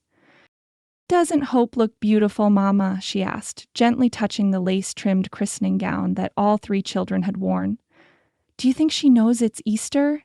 Sarah smiled, bouncing the baby gently in her arms. "I expect she knows today is special, if only because her big sister has been singing hymns to her all morning." Emma beamed at this recognition of her devotion to her baby sister. From the moment Hope had arrived during January's fiercest blizzard, Emma had appointed herself guardian and entertainer, spending hours beside the cradle, singing and telling stories. The heavy tread of boots on the porch announced Ethan's return from the barn. The door swung open to admit him and James, both with dampened hair and fresh shirts, having clearly made a stop at the wash basin after their morning chores. "Wagon's ready," Ethan announced, his eyes softening as they fell upon his wife and infant daughter. After a year of marriage, that expression of wonder when he gazed at his family had not diminished. If anything, it had deepened, especially since Hope's arrival. James, now 9 and shooting up like a prairie weed, mimicked his stepfather's stance, thumbs hooked in his suspenders. "We fed the stock extra so they won't be bothering us when we get home from the celebration," he reported, with the seriousness of a partner rather than a child. "Well done," Sarah approved, handing the baby to Emma so she could don her bonnet and shawl. "Clara Wilson will be insufferable if we're late. She's been planning this Easter social for months." "Can't disappoint Clara," Ethan agreed with a wink at James. "Not when she's saved the first slice of her prize-winning rhubarb pie for her favorite deacon." The title still sat awkwardly on him, though he'd grown into the role over the past year with the same quiet determination he applied to everything. When Reverend Thomas had approached him after the church roof repairs were complete, suggesting the congregation would benefit from Ethan's leadership, he had accepted with humble grace that surprised no one but himself. "Is everyone ready?" Sarah asked, tying the ribbons of her bonnet beneath her chin. The green dress she wore was new, sewn during the long winter evenings while Hope slept in the cradle beside her rocking chair. The same chair the children had restored as a wedding gift, now polished to a gleam with daily use. Ethan nodded, taking the baby from Emma with practiced ease. Hope settled against his broad chest, tiny fingers curling into his shirt front with instinctive trust. The sight never failed to tighten Sarah's throat with emotion, this strong man, so gentle with his daughters, his weathered hands cradling new life with infinite care. They filed out to the waiting wagon, its bed freshly swept and lined with blankets for the journey to Promise Creek. The morning air carried the scent of damp earth and new growth, the mountains in the distance still capped with winter snow, while the valley awakened to spring's touch. As Ethan helped Sarah onto the wagon seat, his hand lingered on hers, the simple gold band on his finger catching the sunlight. A year of ranch work had worn it smooth, just as the months had worn away the last of the hesitation between them, leaving a comfortable intimacy that deepened with each passing season. With Hope secured in a basket beside Sarah and the older children settled in the wagon bed, Ethan flicked the reins. The team moved forward down the lane, their hooves clopping rhythmically on the packed earth. As they approached the main road, the distinctive shape of the ranch's new sign came into view. Ethan slowed the wagon as they passed beneath it, a sturdy wooden arch spanning the entrance, crafted during the winter months when heavy snow had kept them close to home. The careful lettering, a joint project between Ethan and James, proclaimed, "Hay Family Ranch, EST." 1871, Sarah reached for Ethan's hand, her heart full as she gazed at the sign that represented so much more than mere words on wood. Their matching wedding bands caught the morning light, twin circles of gold that symbolized the journey that had brought them to this moment. "Every storm brings a rainbow," she said softly, her gaze moving from Emma and James, who were singing a hymn in the wagon bed, to baby Hope's sleeping face beneath her christening bonnet. Ethan's smile, once so rare but now a familiar blessing, creased his tanned face. He squeezed her fingers gently, the calluses on his palm a testament to the year of hard work that had transformed not just the ranch, but the man himself. "And some rainbows bring miracles," he replied, his voice rough with the emotion he no longer tried to hide. Behind them, Emma's clear voice raised in "Christ the Lord is risen today," the same hymn she had sung on their journey to church a year ago. James joined in, his boyish voice adding harmony to his sister's melody. From her basket, Hope stirred, making the soft cooing sounds that were her contribution to the family chorus. As the wagon rolled toward Promise Creek, where the white steeple of the church now sported a sound roof and fresh paint, Sarah leaned briefly against Ethan's solid shoulder. The road ahead stretched clear and promising, not without its challenges, but no longer traveled alone. The Easter morning sun bathed them in its golden glow as they made their way to worship, their voices blending in celebration of renewal, of faith restored, and of the love that had brought them together. A love as enduring as the Montana mountains and as boundless as the big sky overhead.